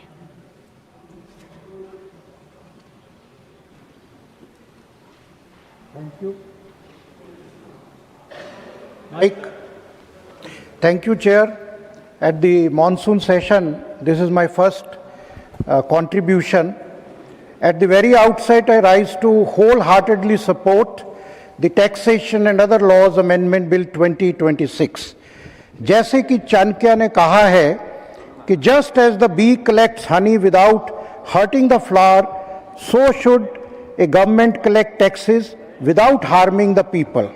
This bill is a modern and very productive legislative expression of that 2000-year-old wisdom. It may look a technical set of amendments, a schedule substituted here and there, a clause omitted, पर असल में ये bill Bharat की fiscal architecture को global बनाने के लिए एक निर्णायक घड़ी है। सभापति महोदय, ये बिल 3 एक्ट्स को टच करता है। पेमेंट एंड सेटलमेंट एक्ट 2007, हमारा नया income tax act 2025, finance act 2026। लेकिन इसके पीछे की भावना एक ही है, भारत को दुनिया के इन्वेस्टर्स, मैन्युफैक्चरर्स और ट्रेडर्स, एमएसएमई के लिए ज़्यादा प्रेडिक्टेबल, ज़्यादा ट्रांसपेरेंट और ज़्यादा अट्रैक्टिव बनाना। वर्षों से हमारी टैक्स पॉलिसी 1961 का जो पुराना बिल और ये जो चोर मचाए शोर, आज तो शांति है, इनके राज्य में legal ambiguity, outdated cross references, global capital fund managers choosing other jurisdictions over India. We have seen Singapore, we have seen Mauritius being used as a preferred. India का पैसा वहाँ पे बन रहा था, फिर इन्होंने रेट्रोस्पेक्टिव टैक्स लगाए और क्या क्या नहीं किया। Uncertainty that discourages long term manufacturing. आज जो हमारा यूपीआई ट्रांजैक्शन है वो जो 2015 में 2 करोड़ थी, आज 24,162 करोड़ को पार कर गई हैं। डिजिटल पेमेंट्स वैल्यू के मामले में 4,000 गुना से वृद्धि हुई। आज 700 से भी ज़्यादा बैंक और 55 करोड़ से अधिक यूजर यूपीआई तक हैं। गवर्नमेंट को हर नए इस अमेंडमेंट में हर नए डिजिटल पेमेंट मोड को तुरंत मान्यता देने की ये शक्ति देता है ताकि कोई भी अगली क्रांति को कोई भी पुराना कानून रोक ना सके। मैं इसलिए वित्त मंत्री जी को बधाई देता हूं। दूसरा, ये बिल दुनिया के फंड मैनेजर्स को भारत में बुलाता है। जैसा कि मैंने कहा कि ये पहले सारा बिजनेस सिंगापुर, मॉरिशस, दुबई चला जाता था, अब नए शेड्यूल से ये साफ नियम देता है कि भारत से काम करो और बेफिक्र रहो। तीसरा, ये बिल हमारे मैन्युफैक्चरिंग और डायमंड ट्रेडर्स को एक दशक का भरोसा देता है। मोबाइल मैन्युफैक्चरिंग की छूट अब 2040-41 तक और रफ डायमंड्स की सेल जो एक इकोनॉमिक जोन में है उसको 2000 कर पे छूट 2041 तक दी गई है, क्योंकि कोई भी बड़ी कंपनी 1-2 साल के भरोसे पर अरबों का निवेश नहीं कर सकती। Chairman sir, tax laws alone cannot build an economy, vision does. Over the last 11 years, 12 years under the leadership of Honorable Prime Minister Modi, India's tax and fiscal architecture have been transformed from an instrument of fear to instrument of growth. UPA सरकार के समय भारत की income tax 1961 60 साल से भी ज़्यादा पुरानी थी। 819 सेक्शन थे, 47 चैप्टर थे, 5,12,000 शब्द थे, 1200 प्रोविजन थे। अब क्या है, खाली 536 सेक्शन हैं। 47 चैप्टर की जगह there are only 23 chapters now और शब्दों की संख्या भी आधी हो गई है। The second transformation was capital. UPA सरकार के समय फंड मैनेजर्स भारत आने से डरते थे और सिंगापुर, मॉरिशस जैसे देशों में फंड मैनेजमेंट बिजनेस का फायदा उठाते रहे। आज मोदी सरकार ने और मैडम निर्मला सीतारमण जी के नेतृत्व में गिफ्ट सिटी ही एक देख लीजिए, आईएफएससी में 200 से अधिक फंड मैनेजमेंट एंटिटीज और 300 से अधिक फंड्स रजिस्टर हुए हैं हमारे गिफ्ट सिटी गुजरात में, जिनका एसेट्स अंडर मैनेजमेंट $23.5 बिलियन है। और उद्योग जगत का अनुमान है कि ये आंकड़ा 2030 तक $100 बिलियन तक जाएगा। This is the foresightedness and leadership. Third, UPA सरकार के दौरान भारत का गवर्नमेंट बॉन्ड मार्केट दुनिया के सबसे बड़े सॉवरेन डेट मार्केट में होकर भी वर्षों तक ग्लोबल बॉन्ड इंडिसेस में नहीं आया। ग्लोबल बॉन्ड इंडिसेस में हमारा बॉन्ड नहीं आता था। मोदी सरकार के प्रयासों से जून 2024 में भारत को जेपी मॉर्गन के government bond index emerging market में शामिल किया गया। ये भारत के लिए गर्व की बात है। पहली बार हुआ जिससे भारत में 20 से 25 बिलियन डॉलर के फॉरेन इनफ्लोज आएंगे और महीनों के भीतर ही फॉरेन पोर्टफोलियो इन्वेस्टर्स ने $20 बिलियन से अधिक निवेश कर दिया, क्योंकि अभी वित्त मंत्री ने एफआईआईज को लेके भी एक बड़ी राहत दी है कि अगर वो गवर्नमेंट बॉन्ड्स में इन्वेस्ट करेंगे। मैन्युफैक्चरिंग में यूपी सरकार के समय मोबाइल फोन भारत के सबसे बड़े इंपोर्ट आइटम्स में से एक था। हर मोबाइल फोन इंपोर्ट होता था। सेमीकंडक्टर जैसी कोर टेक्नोलॉजी में भारत कहीं नजर नहीं आता था। आज पीएलआई स्कीम के कारण मोदी सरकार में मोबाइल फोन प्रोडक्शन 33 गुना बढ़ी है। 18,000 करोड़ से जो है 627 करोड़ तक हो गया। मोबाइल एक्सपोर्ट्स 165 गुना बढ़े, 1500 करोड़। और जो सेमीकंडक्टर मिशन के तहत 1,64,000 करोड़ के 12 प्रोजेक्ट किए। हमारे पंजाब में ही वित्त मंत्री जी ने सेमीकंडक्टर मोहाली को 4,500 करोड़ देके सेमीकंडक्टर लैब को मॉडर्नाइज करने का ऐलान किया। वाटर प्रोडक्शन कैपेसिटी को 100 गुना किया। ये अमेंडमेंट बिल मैन्युफैक्चरिंग एग्जम्पशन को 2040-41 तक बढ़ाकर इस मैन्युफैक्चरिंग और सेमीकंडक्टर रेवोल्यूशन में एक रेवोल्यूशन लाएगा। अंत में जो हमारे भारत दुनिया में 15 में से 14 डायमंड्स को कट करता है और फिर भी रफ डायमंड ट्रेडिंग में हमारा Surat diamond board special notified area भी टैक्स अनसर्टेनिटी के कारण 60% रफ डायमंड दुबई और अन्य देशों में बाहर की कंपनियों को भेजा जाता था। लेकिन अब फॉरेन माइनिंग कंपनीज को जो स्पेशल नोटिफाइड जोन में रफ डायमंड निकालेंगे, बेचेंगे, उनको भी इस अमेंडमेंट बिल में 2041 तक टैक्स एग्जम्पशन देकर भारत को डायमंड कटिंग पॉलिशिंग हब ही नहीं बल्कि एक सच्चा ग्लोबल ट्रेडिंग हब बनाने का रास्ता खोल दिया गया है। सभापति महोदय, ये टैक्सेशन खाली अमेंडमेंट बिल नहीं है, ये मोदी सरकार की उस सोच का विस्तार है जो मानती है कि एक simple, predictable, globally integrated tax system विकसित भारत की नींव है। 2014 से अगर मैं गिनाने चलूं, समय नहीं है कि कैसे कैसे टैक्स को रिड्यूस किया गया, पर्सनल को, हाउस होल्ड को, लो इनकम ग्रुप्स को, कॉरपोरेट को, सब में बहुत जो है उसको कम किया गया सहूलियत के लिए। जो कानून पहले फियर, क्रिमिनलाइजेशन, लिटिगेशन के प्रतीक थे, आज वही कानून ट्रस्ट, इन्वेस्टमेंट के माध्यम बन गए हैं। जो कैपिटल पहले भारत से बाहर जाता था, वो आज वो भारत में आने का रास्ता खोज रहा है। आज भारत की टैक्स पॉलिसी मजबूत ही तो है, भारत की इकोनॉमी भी मजबूत है। टैक्स पॉलिसी सिंप्लीफाई होगी तो इन्वेस्टमेंट बढ़ेगा। So today we are not just amending this historical income tax laws and various benefits inter alia available to our business and industry. we are building the fiscal foundation of Viksit Bharat. Jai Hind.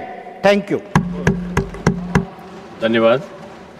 Next माननीय सदस्य doctor M. Thambay Dure, 2 minutes. Thank you, Honorable Vice Chairman, sir. I support this bill brought by Honorable Finance Minister. Sir, this bill seeks to amend the Payment and Settlement System Act 9, 2007, the Income Tax Act 2025, and the Finance Act 2026. It also seeks to replace the Income Tax Amendment Ordinance 2026 with the Act of Parliament. The government has stated that these measures are necessary in view of the global economic uncertainty, disruption, international trade and supply chains, and the need to provide great taxes. Certainly, sir. I want to raise one point, sir. Honorable Minister, DMK Minister Honorable Vincent spoke about criticism of this bill and also global investment said. I want to know from Honorable Finance Minister, during the DMK period, Stalin visited, former chief minister visited so many places, global event there. How much money brought for the investment here and benefited Tamil Nadu? Because he is a finance minister, he can explain that, what kind of thing they have done. Because during the DMK period, the whole economy of the Tamil Nadu gone very bad. Nearly 10 lakh crores of loan borrowed crores of rupees, but the economic condition of Tamil Nadu is very bad condition. But he is criticizing certain things. And also same, sir, the aspersions he made, because once he said, because some 5 rupees something is giving for getting coffee, but we are having 500 rupees. What about, he thinks about we are very poor, they are poor people, we are rich people. It's the aspersion of the members of other members. It's a member speaking about criticizing that this system and the digital system. He is telling about that other members having 500 rupees, 600 rupees like that. If you have said 50 rupees something you are telling. This is the way aspersion is making on the members me. Said it's a privilege I'm telling. You must not criticize the other members. You may be poor or rich, but how can you criticize other members? You are having so much of money, but he is having giving a small amount. This is the bill. You spoke about that. That is why I'm speaking. How can you criticize other members? The members' attitude always like this, sir. Thank you very much. धन्यवाद. माननीय सदस्य Shri Sanjay Singh ji, 2 minutes. धन्यवाद मान्यवर, आपने इस महत्वपूर्ण bill pay मुझे अपनी बात कहने का मौका दिया. मान्यवर, मैं इस बिल के विरोध में अपनी बात कहने के लिए खड़ा हुआ हूं और इस बिल का विरोध इसलिए कर रहा हूं कि आप इस बिल को अगर एक लाइन में कहना चाहें तो लौट के बुद्धू घर को आए वाला बिल है ये. मान्यवर, पहले आपने कहा डिजिटल इंडिया होना चाहिए, सारा व्यापार डिजिटली करिए, छोटे छोटे पेमेंट आप डिजिटली करिए. प्रधानमंत्री जी गर्व से कहते हैं वो चाय वाले हैं, लेकिन इस बिल के माध्यम से चाय वाला, सब्जी वाला, समोसे वाला, ठेले वाला, ऑटो वाला, टैक्सी वाला, रिक्शा वाला, सबका व्यापार आप चौपट कर रहे हैं. क्या कह रहे हैं आप इस बिल के अंदर? आप इस बिल में कह रहे हैं कि यूपीआई से जब आप पेमेंट करेंगे तो जो व्यापारी होगा, जो व्यापार कर रहा होगा, जिसके खाते में आप पैसा डालेंगे, उसके ऊपर हम टैक्स लगाएंगे. क्यों लगाएंगे आप टैक्स? छोटे छोटे व्यापार, सब्जी वाले पे, चाय वाले पे आप अतिरिक्त भार डालने जा रहे हैं. और देश के अगर मान लीजिए आप उनके ऊपर भार डालने जा रहे हैं, वो किसी उपभोक्ता का रिश्तेदार तो है नहीं मान्यवर. घुमा फिरा के वो अपने सामानों का दाम बढ़ाएगा, जिसका खामियाजा लोगों को भुगतना पड़ेगा, जिनके ऊपर टैक्स के बढ़ने के कारण महंगाई बढ़ेगी. तो ये दो तरह से मार करने वाला टैक्स है, नंबर एक. दूसरी बात, ये बिल लाया किन परिस्थितियों में गया है, ये देश को जानना जरूरी है. 31 मार्च 2026 को जो यूनाइटेड स्टेट्स ट्रेड रिप्रेजेंटेटिव्स है, USTR, इसने आपत्ति जताई कि हिंदुस्तान में यूपीआई पर जीरो टैक्स की वजह से हम लोग बर्बाद हो रहे हैं. तो ट्रंप के दबाव में भारत की संप्रभुता को गिरवी रख के ये बिल लाया गया है. इसलिए इस बिल के हम खिलाफ. बहुत कम स्पीकर हैं, एक आध मिनट का समय मुझे और दे दीजिए। मान्यवर, आपका जो समय, विदेशी दबाव में आपका जो भारत की संप्रभुता को गिरवी रख के आप ऐसा बिल ला रहे हैं जिसमें फॉरेन इन्वेस्टर्स को तो आप टैक्स में 100% एग्जम्पशन दे रहे हैं, लेकिन जो हिंदुस्तान में छोटे छोटे व्यापार करने वाले लोग हैं उनके ऊपर आप टैक्स लगाने जा रहे हैं। खत्म कर रहा हूं सर, 30 सेकंड और दे दीजिए। मान्यवर, यह सरकार कहती है यूपीआई के पूरे सिस्टम को मैनेज करने में आपको पैसा खर्च करना पड़ता है। अरे भैया, 27,000 करोड़ रुपए तो आपने सिर्फ मिनिमम बैलेंस चार्जेस के नाम पे 2 साल में देश के करोड़ों उपभोक्ताओं से ले लिया। तो इसलिए मैं आपके माध्यम से कहना चाहता हूं सरकार से, यह बिल इस देश के आम आदमी के खिलाफ है, छोटे व्यापारियों के खिलाफ है। इस बिल के विरोध में अपनी बात कहते हुए अनुरोध करूंगा कि इसको वापस लिया जाए। माननीय श्रीमती महुआ माझी, नॉट प्रेजेंट। माननीय Shri LK Sudheesh, not present. माननीय डॉक्टर कल्पना सैनी, 10 मिनट्स।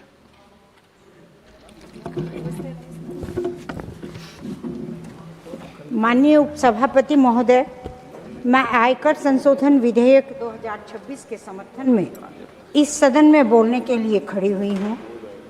यह विधेयक केवल आयकर कानून में एक तकनीकी संशोधन नहीं है, बल्कि भारत की आर्थिक शक्ति, वित्तीय स्थिरता और विकसित भारत 2047 के लक्ष्य को सशक्त करने वाला एक दूरदर्शी सुधार है। माननीय उपसभापति महोदय, आज पूरी दुनिया आर्थिक अनिश्चितता, भू राजनीतिक तनाव और पूंजी के तेजी से होने वाले प्रवाह एवं बहिर्गमन का सामना कर रही है। ऐसे समय में भारत को एक मजबूत, स्थिर और भरोसेमंद निवेश गंतव्य बनाना अत्यंत आवश्यक है। यही कार्य यह विधेयक करता है। इस विधेयक के अंतर्गत 1 अप्रैल 2026 से विदेशी संस्थागत निवेशकों तथा bank for international settlements BIS को भारतीय सरकारी प्रतिभूतियों पर मिलने वाले ब्याज पर 20% विद होल्डिंग टैक्स तथा पूंजीगत लाभ कर से छूट प्रदान की गई। इसमें भारत के सरकारी ऋण बाजार में निवेश की बाधाएं समाप्त होंगी और दीर्घकालिक विदेशी निवेश को बढ़ावा मिलेगा। माननीय महोदय, यहाँ मैं कुछ महत्वपूर्ण आंकड़े सदन के सामने रखना चाहती हूँ। वर्ष 2004 में विदेशी संस्थागत निवेशकों के लिए भारत के सरकारी ऋण बाजार में निवेश की सीमा मात्र 175 बिलियन अमेरिकी डॉलर थी। वर्ष 2010 तक यह बढ़कर केवल 10 बिलियन अमेरिकी डॉलर ही पहुंच सकी, लेकिन उस दौरान विदेशी निवेश को आकर्षित करने वाली कर व्यवस्था में कोई बड़ा सुधार नहीं किया गया। परिणाम स्वरूप भारत लंबे समय तक वैश्विक बॉन्ड बाजारों में अपनी पूरी क्षमता का लाभ नहीं उठा पाया। माननीय महोदय, प्रधानमंत्री श्री नरेंद्र मोदी जी के नेतृत्व में वर्ष 2020 में FAR प्रारंभ किया गया। इसके परिणाम स्वरूप भारत को JP Morgan, JBI EM index, Bloomberg EM local currency index तथा FISE result emerging market index जैसे प्रमुख वैश्विक सूचकांकों को स्थान मिला। अब यह विधेयक भारत के लिए ग्लोबल एग्रीगेट इंडेक्स में शामिल होने की संभावना को भी मजबूत करता है। इससे वैश्विक निवेशकों का विश्वास बढ़ेगा और भारत के सरकारी बॉन्ड बाजार को नई मजबूती मिलेगी। माननीय महोदय, इस सुधार का एक बड़ा लाभ यह होगा कि रुपया अधिक स्थिर रहेगा।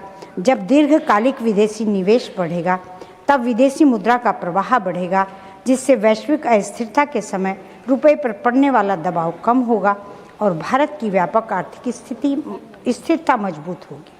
यह विधेयक केवल सरकारी प्रतिभूतियों तक सीमित नहीं है, इसका लाभ देश के उद्योगों और MSME क्षेत्र को भी मिलेगा। जब सरकार को विदेशी निवेश से अधिक पूंजी उपलब्ध होगी, तब घरेलू बचत पर दबाव कम होगा और निजी उद्योगों के लिए सस्ता ऋण उपलब्ध होगा। इससे निवेश बढ़ेगा, रोजगार बढ़ेंगे और आर्थिक विकास को नई गति मिलेगी। माननीय महोदय, इस विधेयक का एक और महत्वपूर्ण पहलू यह है कि सेवरिंग ग्रीन बॉन्ड्स को भी इसका लाभ मिलेगा। इससे पर्यावरण अनुकूल परियोजनाओं में वैश्विक ESG निवेशकों की भागीदारी बढ़ेगी और भारत के हरित विकास अभियान को गति मिलेगी। माननीय महोदय, दस्तावेजों में यह भी उल्लेख किया गया है कि संस्थागत अनुमानों के अनुसार इस सुधार से अगले लगभग 1.5 वर्ष में 80 बिलियन अमेरिकी डॉलर तक का दीर्घकालिक वैश्विक निवेश भारत में आकर्षित हो सकता है। यदि ऐसा होता है तो यह भारत की अर्थव्यवस्था, अवसंरचना विकास और वित्तीय स्थिरता के लिए अत्यंत महत्वपूर्ण सिद्ध होगा। आज विश्व भारत की ओर आशा और विश्वास के साथ देख रहा है। भारत दुनिया की सबसे तेजी से बढ़ती प्रमुख अर्थव्यवस्था है। ऐसे समय में यह विधेयक भारत की वित्तीय संप्रभुता को और अधिक मजबूत करेगा तथा विकसित भारत 2047 के लक्ष्य को प्राप्त करने का में एक महत्वपूर्ण भूमिका निभाएगा। अंत में मैं माननीय वित्त मंत्री जी तथा आदरणीय प्रधानमंत्री श्री नरेंद्र मोदी जी के दूरदर्शी नेतृत्व की सराहना करती हूँ, जिन्होंने ऐसे महत्वपूर्ण आर्थिक सुधारों के माध्यम से भारत का वैश्विक निवेश का सबसे विश्वसनीय केंद्र बनाने की दिशा में ऐतिहासिक कदम उठाया है। इन्हीं शब्दों के साथ मैं आयकर संशोधन विधेयक 2026 का पूर्ण समर्थन करती हूँ। धन्यवाद। जय हिंद। श्रीमान राजीव कुमार, नॉट प्रेजेंट।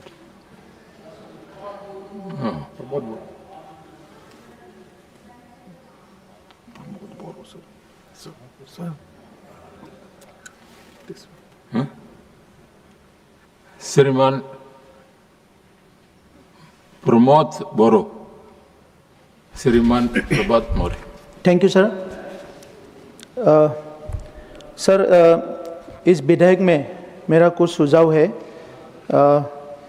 मेरे पार्टी UPPL की तरफ से मैं ये बिल को समर्थन करता हूँ। ये वो बिल भारत के एक परिवर्तन लाने वाले बिल है सर। आर्थिक स्थिति में आने वाले समय में मेरा कुछ ही सुझाव है सर इस बिल में। I support the decision to provide exemption to foreign institutional investors and the Bank for International Settlements from taxes on interest as well as capital gain from investment in government securities, which at present is the tax at 20% and 12.5% respectively. However, I would like to urge the Government of India to work towards simplifying the complex compliances frameworks faced by such investors from regulators. Sir, दूसरा point है sir, easing conditions for foreign cloud service providers. The decisions to remove the condition that only those foreign companies notified by central government providing data center services will be exempted from taxes on income acquiring from procuring such service is a welcome step. Next, sir, I would like to urge the Government of India to develop an integrated framework for renewable energy infrastructure with the proposed creation of data centers to account for reduction in carbon emissions in the long term. Sir, my next point is providing tax exemption for key industries. The new bill extends income tax exemption for foreign companies supplying capital goods, tooling and machinery to domestic Indian contract manufacturers, along with extension of exemption until 2040-41 is a welcome step. I would like to urge the government to consider calibrated implementation of such measures, just a second sir, for labor intensive sectors like textile, handicrafts, tourism, which contribute significantly to the employment. Thank you, sir. Next, Srimati Rekha Sharma. Sir, Mike. Thank you, Honorable Deputy Chairman, sir.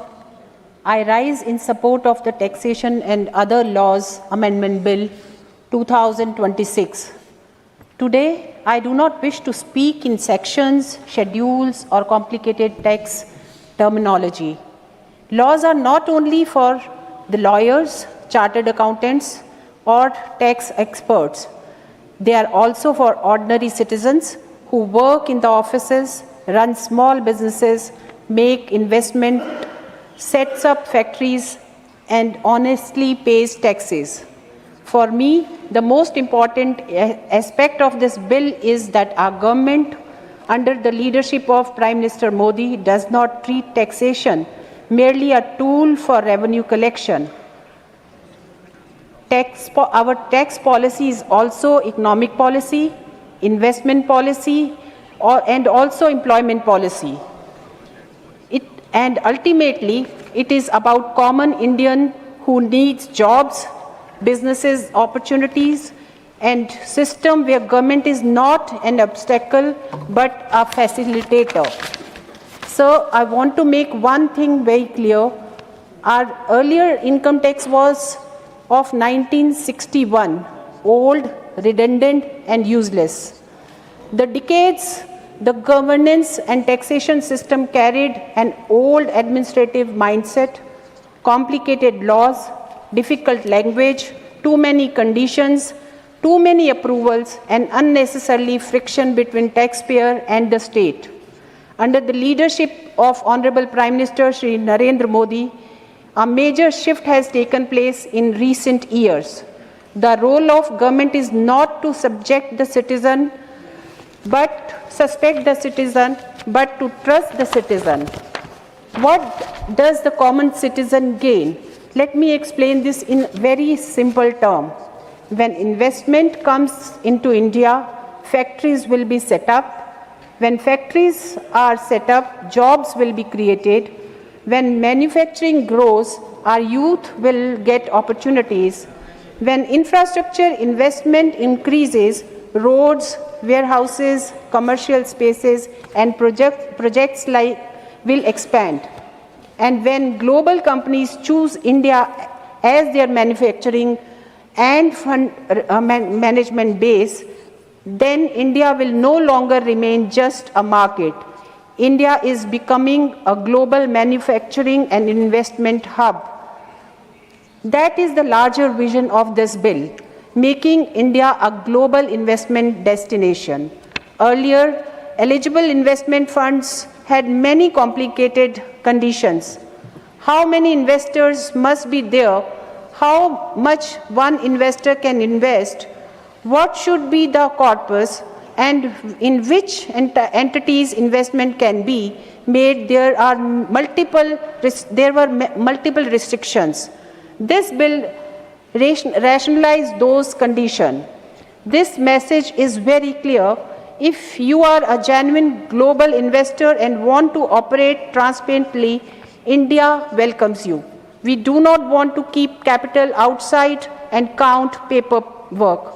We want capital to come, enterprises to come, employment to come, and growth to happen in India. Today, from mobile phones to semiconductors, the world is rethinking supply chains. India has a historic opportunity.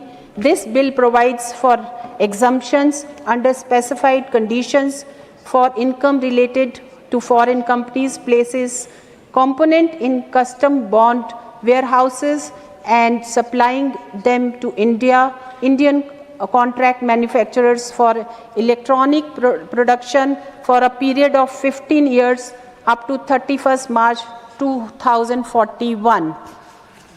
In simple language, it means components will come to India, manufacturing will happen in India, and jobs will be created for our youth.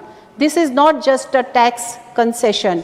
It is a tool to connect Make in India with global supply chains. India is one of the largest diamond processing centers in the world. Our artisans cut and polish diamonds, but a large part of global rough diamonds trade has historically been routed through other international centers. Now, eligible foreign companies dealing in rough diamonds in special notified zones are being given exemption on specified income for 15 years up to 31st March 2041. Our objective is simple. The diamond processed in India should also be traded and valued from India. If Skill India is ours, then opportunity must be ours. Today, infrastructure is not built only through government budgets. This bill removes an anomaly related to dividend taxation for business trust unit holders. Even if a special purpose vehicle moves to the new tax regime, specified dividend income exemption will still be available to unit holders. This makes the taxation structure more rational and predictable. If rules change every day or interpretations keep shifting, investment will never come. Our government's principle is clear rule, stable policy, and predictable taxation. Today, India is globally recognized for UPI. From street vendor to large showrooms, QR codes have become a symbol of India's digital revolution. This bill updates Section 10A of the Payment and Settlement Systems Act 2007. Earlier, it referred to a specific section of Income Tax Act 1961. Now the central government will have flexibility to notify electronic payments, payment modes where no charges can be imposed on payers or receiver by bank or system providers. In simple terms, the law is being made more flexible so that it can adapt to evolving digital technologies. Digital India cannot be static, and therefore its laws can't be static either.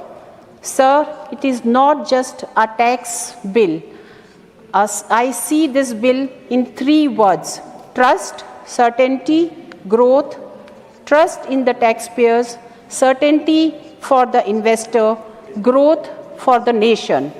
Sir, with this, I would like to again wholeheartedly support this bill and must congratulate Honorable Minister Nirmala Sitharamanji for getting this bill 2026. Thank you so much, sir. Sriman Santosh Kumar, not present. Sriman Ravi Chandra Vadiraju. Thank you, sir. Deputy Chairman, sir. Sir, I rise to participate in the discussion on the taxation and other laws amendment bill 2026, sir. At the outset, I acknowledge that the bill seeks to provide a greater tax certainty, encourage investment, strengthening domestic manufacturing, and improve India's competitiveness as an investment destination, sir. The proposed amendments relating to the foreign investment, electronics manufacturing, and the taxation framework for REITs and INVATs are intended to remove ambiguities and improve the ease of doing business, sir.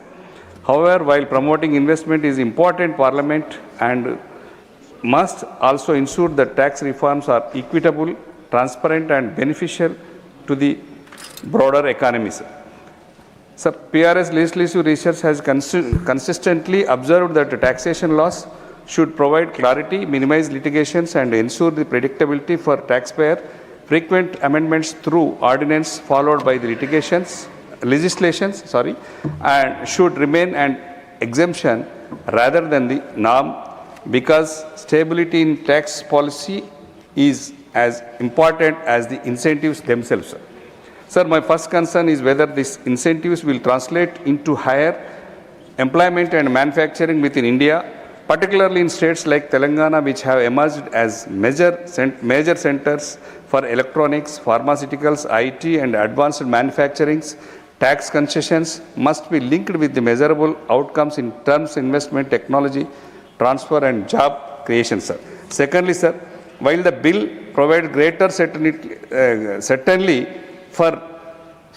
to foreign investors and business trusts, the government must ensure that domestic MSME are not placed at a competitive disadvantage, sir. Our small and medium entrepreneurs continue to face compliance costs, limited access to finance, and market uncertainties. Tax reform should equally simplify compliance for MSME, sir. Sir, I would also urge the government to provide periodic impact assessments of such incentives, Parliament should know how much revenue is foregone, how much investment has actually materialized, and how many jobs have been created because of these concessions. Finally, I request the government to ensure that states receive their fair shares of the benefits arising from increased investment. Telangana has consistently contributed to national growth in manufacturing, IT and exports, and deserves equitably support in future industrial and infrastructure policies. Sir, with these observations, I hope the government will address these concerns while implementing the provision of the bill, sir. Sir एक 1 minute sir, हमारा तेलंगाना में लिए taxation के लिए भी देखा नहीं sir, जनता के लिए बहुत सारा स्कीम्स लगाया था sir, single window system sir, granite में भी सब्सिडी स्लैब सिस्टम देके उनके इंडस्ट्री को बचाया सर. मैं मैडम जी को भी रिक्वेस्ट कर रहा हूँ, MSME के लिए थोड़ा सपोर्ट अच्छा चाहिए सर. ज़्यादा इस कंट्री में MSME इंडस्ट्रीज बहुत है, 45 crore people depending on industry MSME है. इसके बारे में आप एक बार कॉन्सेंट्रेट करना मैडम. और एक छोटा सा है सर, हमारा तेलंगाना में भी किसानों के लिए एंड इंडस्ट्री के लिए, MSME के लिए और ज़्यादा लोगों के लिए सब्सिडीज भी इंकरेज करके लैंड भी एलोकेट किए थे, सब्सिडी दिए थे, परमिशंस ईजी दिए थे, फ्री बिजली भी दिए थे और इंडस्ट्री को सेव करने के लिए ज़्यादा लोगों को मेहनत करके और सपोर्ट करके गवर्नमेंट बाहर से भी इंडस्ट्रीज जाने वाले लोगों को भी इधर इंडिया में हैदराबाद में रखने के लिए हम मोरा रख दिया था. इसके लिए मैं रिक्वेस्ट कर रहा हूँ, थोड़ा कॉन्सेंट्रेट MSC पे करने के लिए बोल रहा हूँ sir. Thank you very much sir. इस बिल को सपोर्ट कायम supporting this bill. Thank you. धन्यवाद उपसभापति जी, आपने मुझे taxation and other laws amendment bill 2026 पर बोलने का मौका दिया है. मैं इस बिल के समर्थन में खड़ा हूं सर. माननीय उपसभापति जी, कोई भी देश तभी मजबूत होता है जब उसकी अर्थव्यवस्था मजबूत होती है, जब दुनिया भर का निवेश उस पर भरोसा करता है और जब उसका आम नागरिक सरलता से बिना डर के अपना कारोबार कर पाता है. आज जो विधेयक हमारे सामने है वह इसी सोच को आगे बढ़ाने वाला विधेयक है सर. आदरणीय प्रधानमंत्री जी नरेंद्र मोदी जी हमेशा कहते हैं कि भारत को वर्ष 2047 तक विकसित भारत बनाना है और इसके लिए ज़रूरी है कि हम दुनिया भर की पूंजी, दुनिया भर की टेक्नोलॉजी और दुनिया भर के इन्वेस्टमेंट इसको भारत की ओर आकर्षित करें. पिछले एक दशक में हमारी सरकार ने टैक्स व्यवस्था को लगातार सरल बनाया है, टैक्स के जाल को कम किया है और निवेशकों को भरोसा जीता है, निवेशकों का भरोसा जीता है. जैसे सर 2014 से लेकर अब तक कई बार टैक्स में रिफॉर्म्स लाए गए हैं. 2014 से पहले पर्सनल टैक्स में जो टैक्स लगता था 2 लाख के ऊपर कोई भी इनकम होता था तो उस पर टैक्स लगता था. आज हमारे आदरणीय प्रधानमंत्री जी और हमारे वित्त मंत्री निर्मला जी ने उसको 12 लाख तक बढ़ाया है सर. एक परिवार में अगर 2 व्यक्ति काम करते हैं तो 12 लाख और 12 लाख 24 लाख जो टैक्स फ्री मिलता है, आप समझ सकते हैं कितना लाभ इस परिवार को